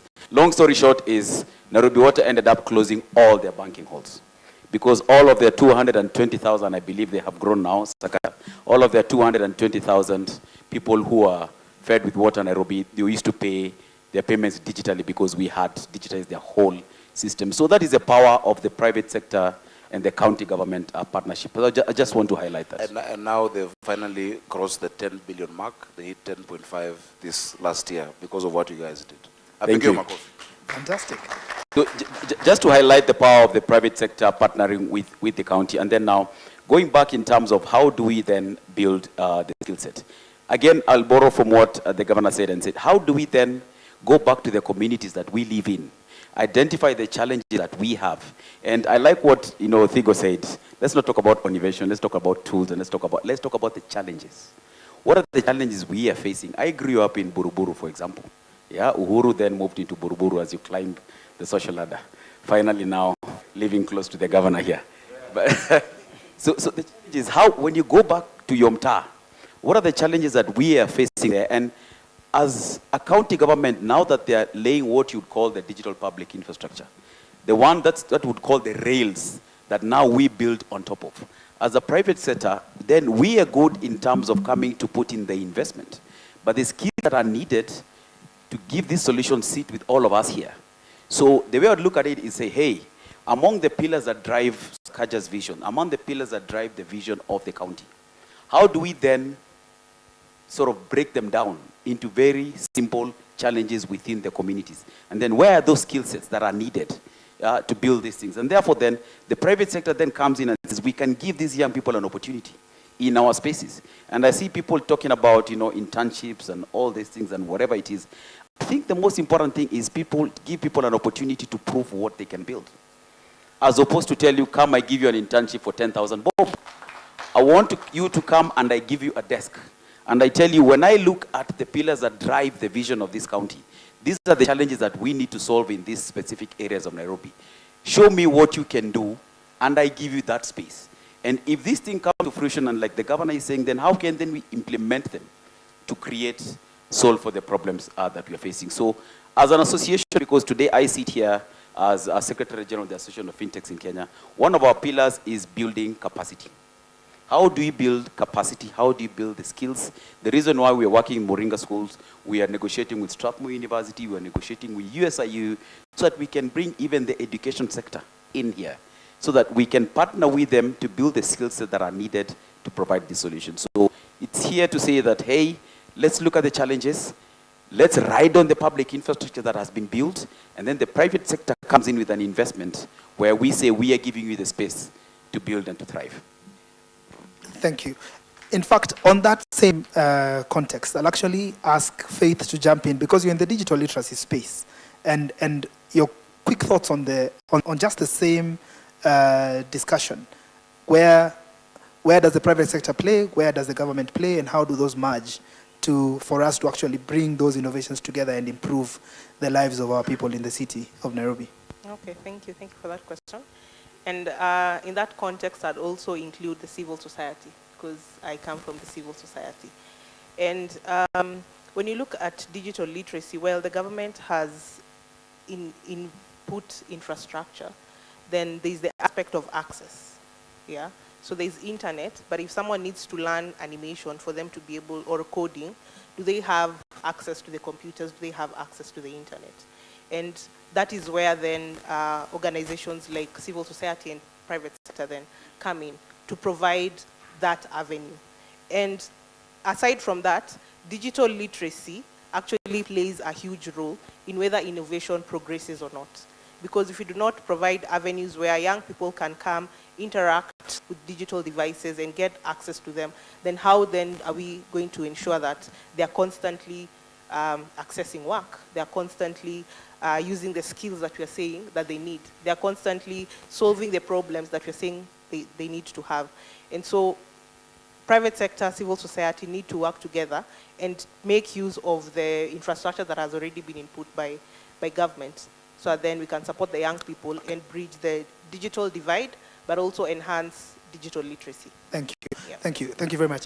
Before I jump to Ambassador Tigo, I want to get a few thoughts from Ezra and Masake and Bai from Equity. We've had a lot of conversation here around innovation and how that improves the lives of, first of all, how we tap into the innovation minds that are there, that are sitting in this room and other spaces. And the second one, how that plays out in your space as well. So can I start with you as well? Yes, thank you. My name is Ivotan Masake, and I think the person who introduced me forgot to add, I've been working for ESRI for quite a while, and I'm here in the capacity of the space of GIS in this innovation. Where do we leave geospatial information system? The where. It's very, very key. And I just want to say that I've not seen a smart city without a working geospatial information system. The where is very, very important. So I'm coming here with that information. I'm happy the governor talked about a number of things, and he mentioned that he's been having a number of fires. It's only just and can help us, identify where this fire is coming from, and is there a pattern, okay? Like where are the water hydrants within the city? How are they distributed? Okay, he talked about garbage, where are people dropping garbage, and where are the garbage cans? GIS can help you now to reassess how to place these, garbage cans. And I'm happy Esri Eastern Africa has sponsored the ongoing hackathon, and Esri provides a platform, because the challenge we are having is that we have existing solutions from Microsoft, from Esri that are coming in. You can start to develop from, or you can add value as a developer to the existing solutions. Like the problem might not be the problems in the US. So the Esri has given you a platform, and the developer platform. You can actually develop and add more value to that, so that we can have real working solutions. And I'm happy because the governor knows GIS, and governor, we cannot have Nairobi Smart City without a working geospatial system. There must be a GIS. Yes, and I'm happy. Okay, yes, fantastic. Thank you so much. And you've heard yourself, the hackathon is sponsored by Esri. There are quite a number of people who introduced themselves as software engineers in the room when we started. So we're looking to see what is it that you can do, and Esri can be able to recognize that and probably onboard you. There's a bank in the house. A big hand for the bank. So Mr. Mbai from Equity Bank. There are people who are looking at you here and thinking, I've innovated and I want money. I don't know whether that's what they're thinking, but where does the bank come into play? Thank you very much. My name is Joseph Mbai. I'm the General Manager in charge of the health sector at Equity Bank Kenya Limited. How many are members? Come on, any member of Equity? I think we should ignore that. Okay, thank you. Now, in Equity Bank, for those of you who know our history, we started as a building society, and today, through innovation and technology, whatever you normally see in a bank, in a branch, you have cashiers who pay you cash when you go into the banking hall. We have people who open your accounts. We have people who pay. All that through innovation and technology has now come to be online. We have a technology group called FinSap that powers that. So you can be able to use our online channels to do whatever a bank can do using your phone. And I want to ask, if you have a smartphone, just go to your Google and look for Jenga API. Jenga API, you will see a lot of features there. You will see you can do any transaction that you want to do in payment, in collections. And I want to ask Your Excellency Governor, we have a very good system which we can integrate even to the county systems for collections, for payments, for suppliers. And as a bank, we continuously innovate. As you all know, we have two engines, one social, one economic, where we support even children from very humble backgrounds using the wings to fly. And when those children are supported, we bring them on board in the bank, and majority of them now have become the greatest innovators. So finally, I also want to say that don't create technologies without monetizing. And that's where we come in as a bank. We want you to make money in whatever technology you are creating. You've been given an offer by the governor. Create that innovation, but come to Equity Bank so that we can show you how to monetize it so that you can make money from it. Thank you.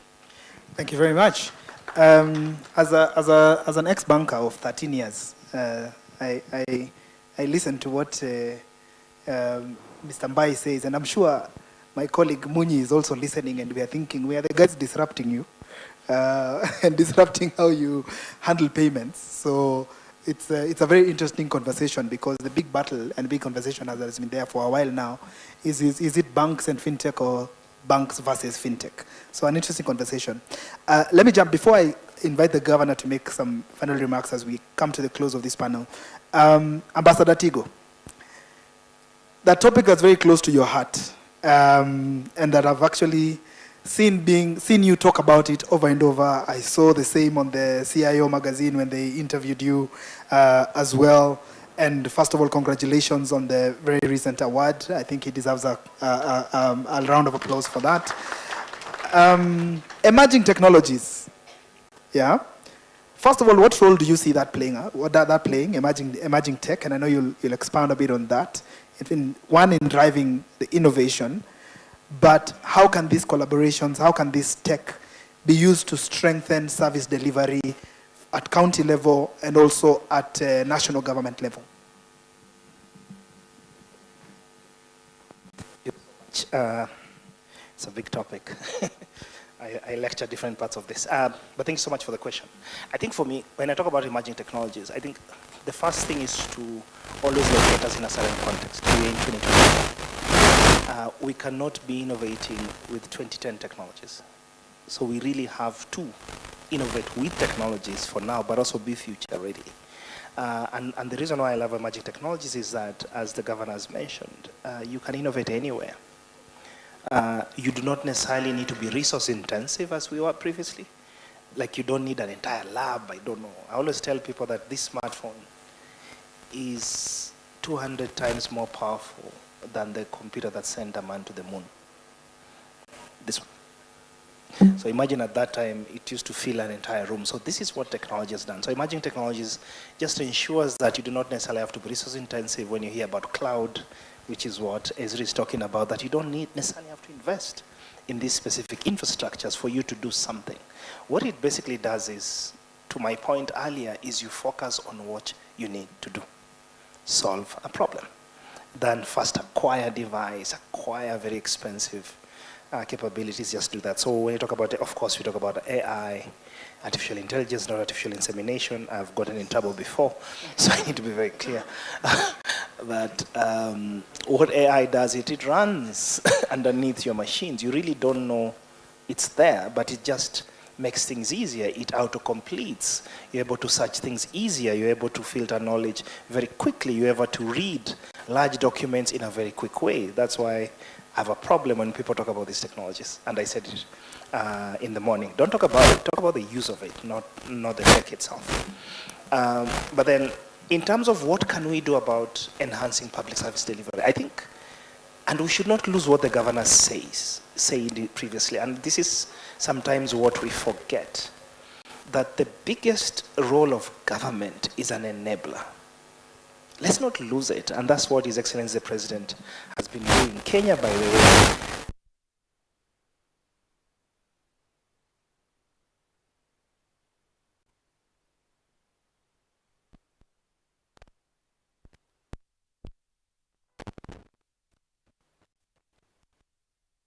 still works.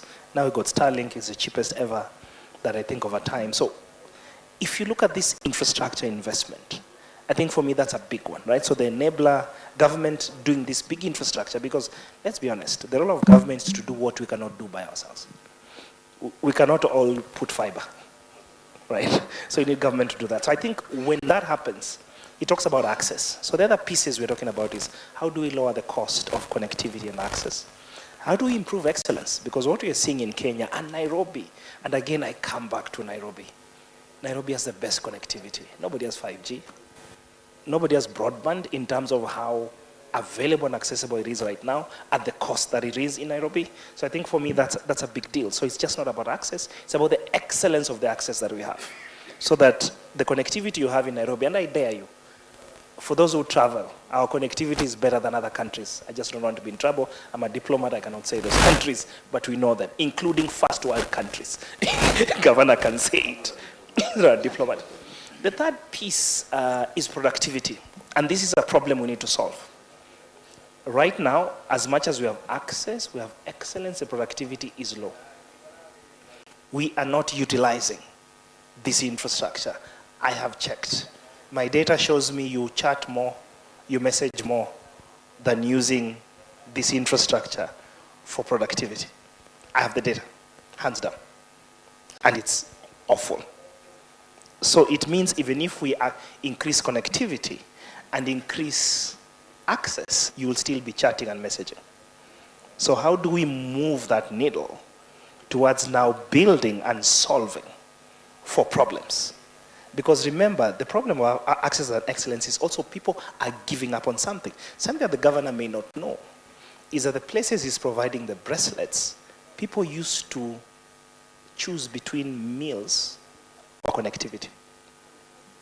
You have to choose because your resource is finite. So do I buy bandwidth or bundles, or do I buy food?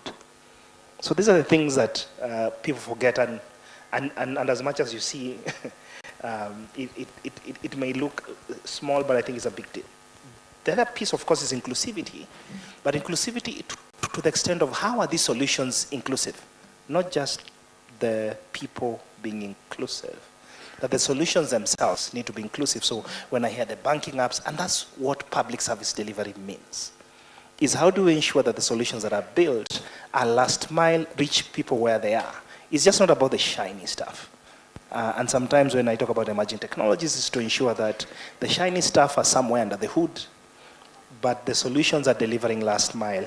And finally, collaboration. That's what emerging technology is about, right? It's never about me building an ivory tower somewhere else. It's about how do we leverage on our comparative advantages. Even if you look at the big tech companies, and Esri is here, in their platform, they have everybody. You have Amazon, you have Microsoft. So why are our innovators still doing silos? You cannot be an everything, an end to an all for everything that you do. You can't be a startup founder, an accountant, a marketer, a salesperson, and then you want to build, an app yourself. You want to do the UI yourself, and then you want to market it yourself. So there's a challenge here, which is why I'm coming back to. And I'll end with this hacker space the governor is mentioning. That it is not true that we can be all that we can be. Somehow, I grew up in Kibera. The governor, as you said, he was. You grew up in Langata. You grew up in Langata. Believe me, the only difference that we had was we were able to get into a space where we had that one meaningful conversation. And believe me, that's our story. We just don't talk about it. The governor had to get in there, and he had that one meaningful conversation. So this hacker space, and it's interesting when you talk about public service delivery, is we need counties like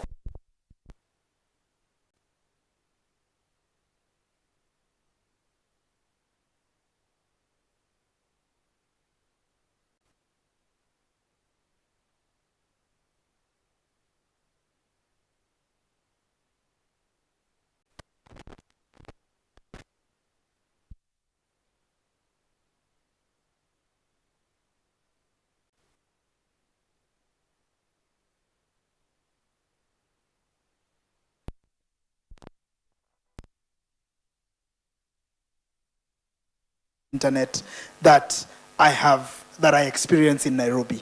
And if you want to appreciate your country in terms of connectivity, get an opportunity and travel, and you will not, and we are talking, that's not just Africa, even some Scandinavian countries, Europe, the Americas, you cannot believe the kind of access that we have. But I think that Ambassador, you've done an excellent summary in terms of what we are discussing here, and because of time, I'll not give a chance to everybody else. But before the governor, I ask the governor one last question. The one thing that you've said that has stood out for me, and I think has stood out for everyone, is that all this connectivity that we've had, a challenge to any person in the room, is that it's underutilized.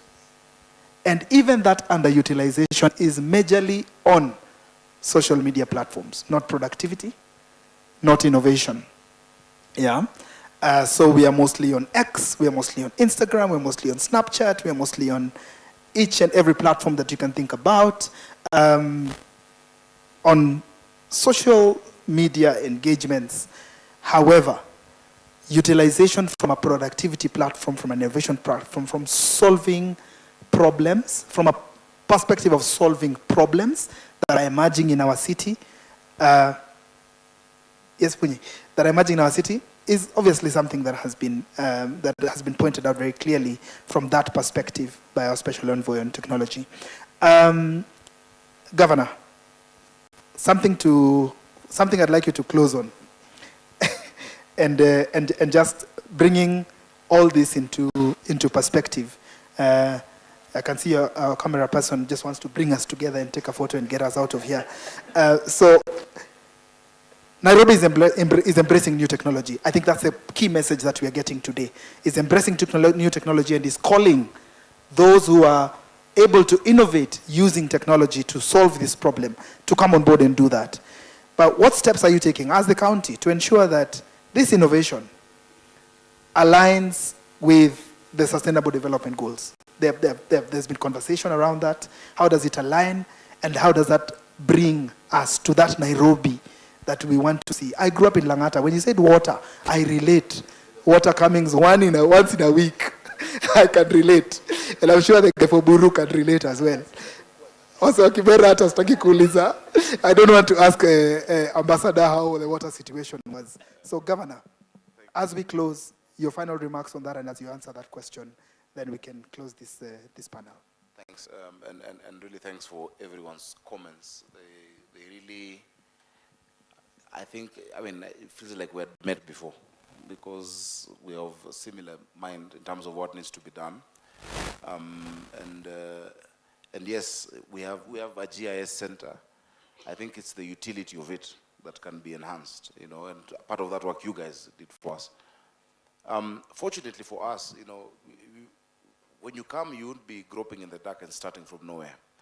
All our county development plans are anchored on, the SDGs. They're anchored on all of this, multilateral agreements we have, and global focus. So whether it's the future of work, whether it is universal access, all of that are there in our annual development plan, in our county integrated development plan, and in my manifesto.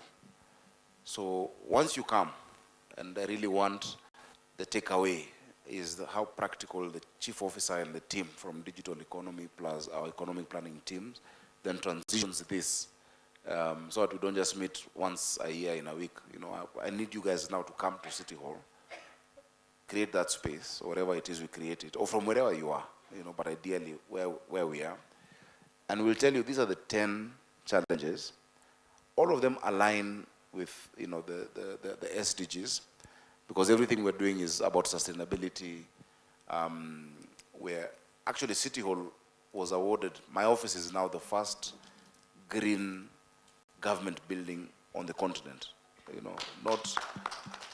Not at city level or national, county, parastatal, the first green awarded by IFC and World Bank, because we know also our climate imperatives. I'm the vice chair of C40 cities.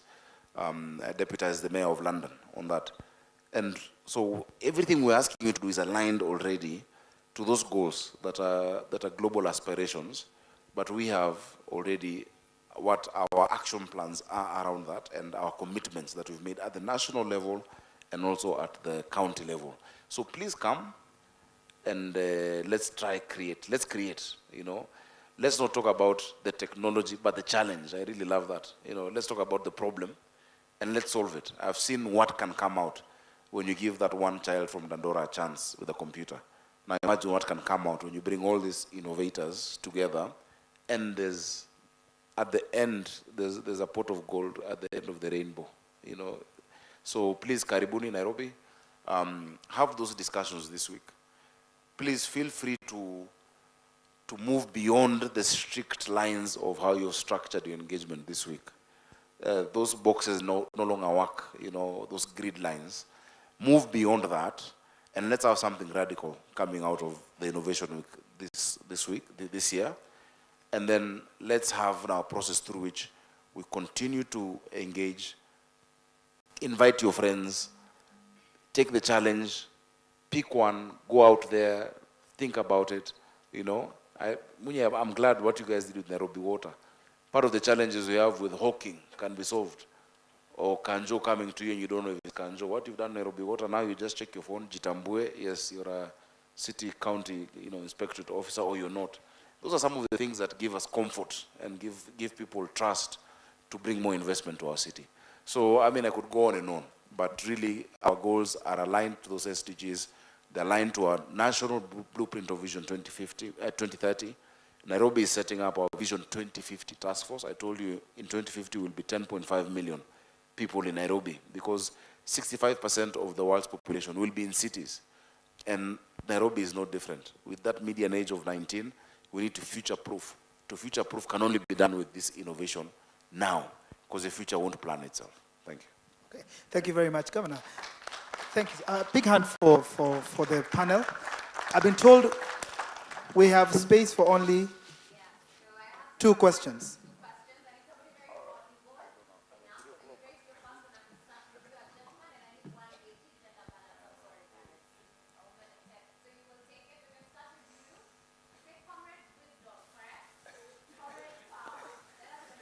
Is that Wisdom Mandela? Wisdom Mandela was seated somewhere there.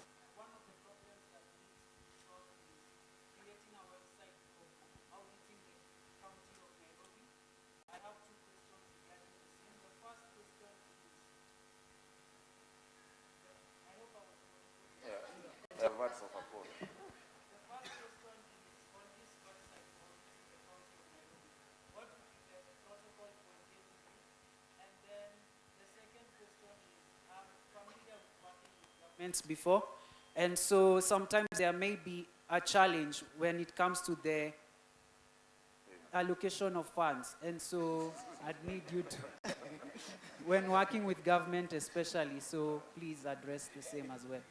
Okay, let's have the second question, then we can answer both.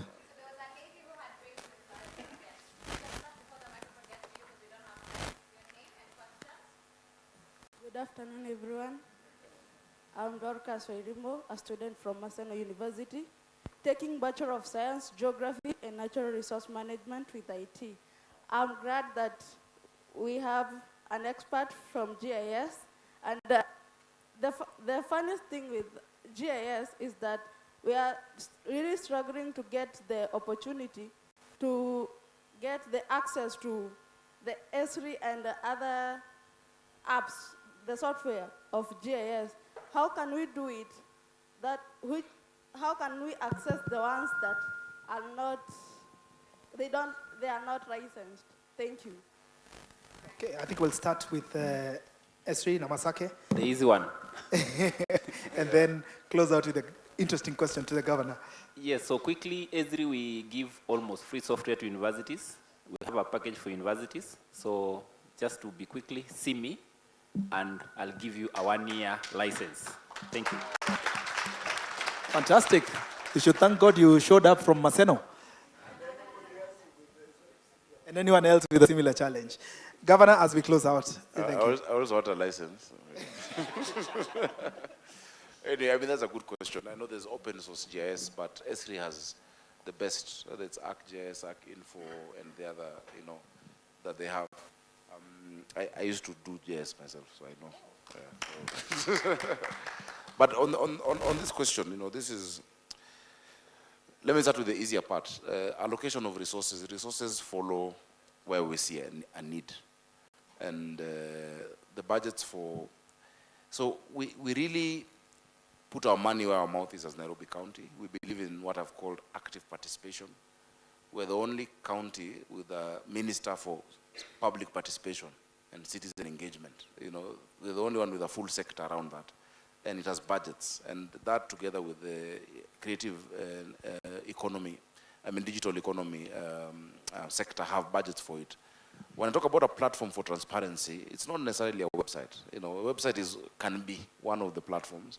It can be an app. It can be, the thing is, how can anybody in Nairobi map everything that is being done, see, give ideas.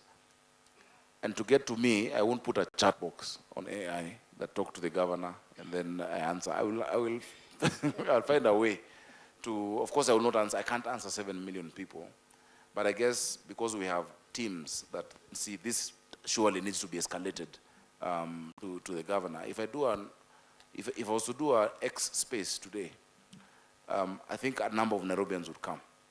But I will not be able to listen to each and everybody or answer each and everybody. But just the levels of escalation of this really needs to be addressed by the governor.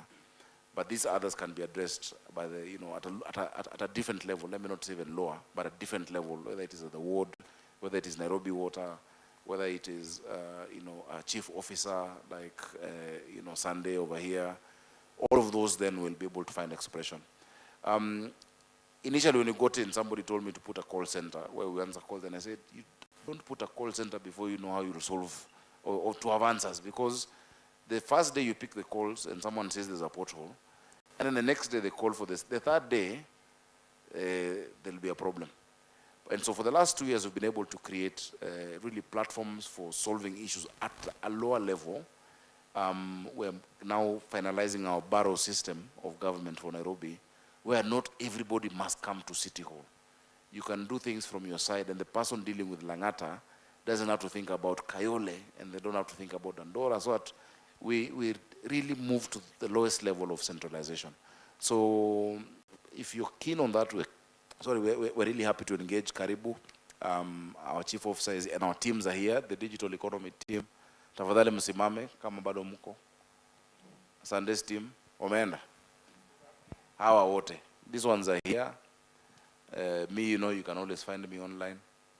Si tu kunisalimia, mlipewa number, but you can... My number, I think the whole country has it. But you're welcome. Just come to City Hall, or get us digitally. We're happy to engage. So asanteni sana. Sorry, time. Okay.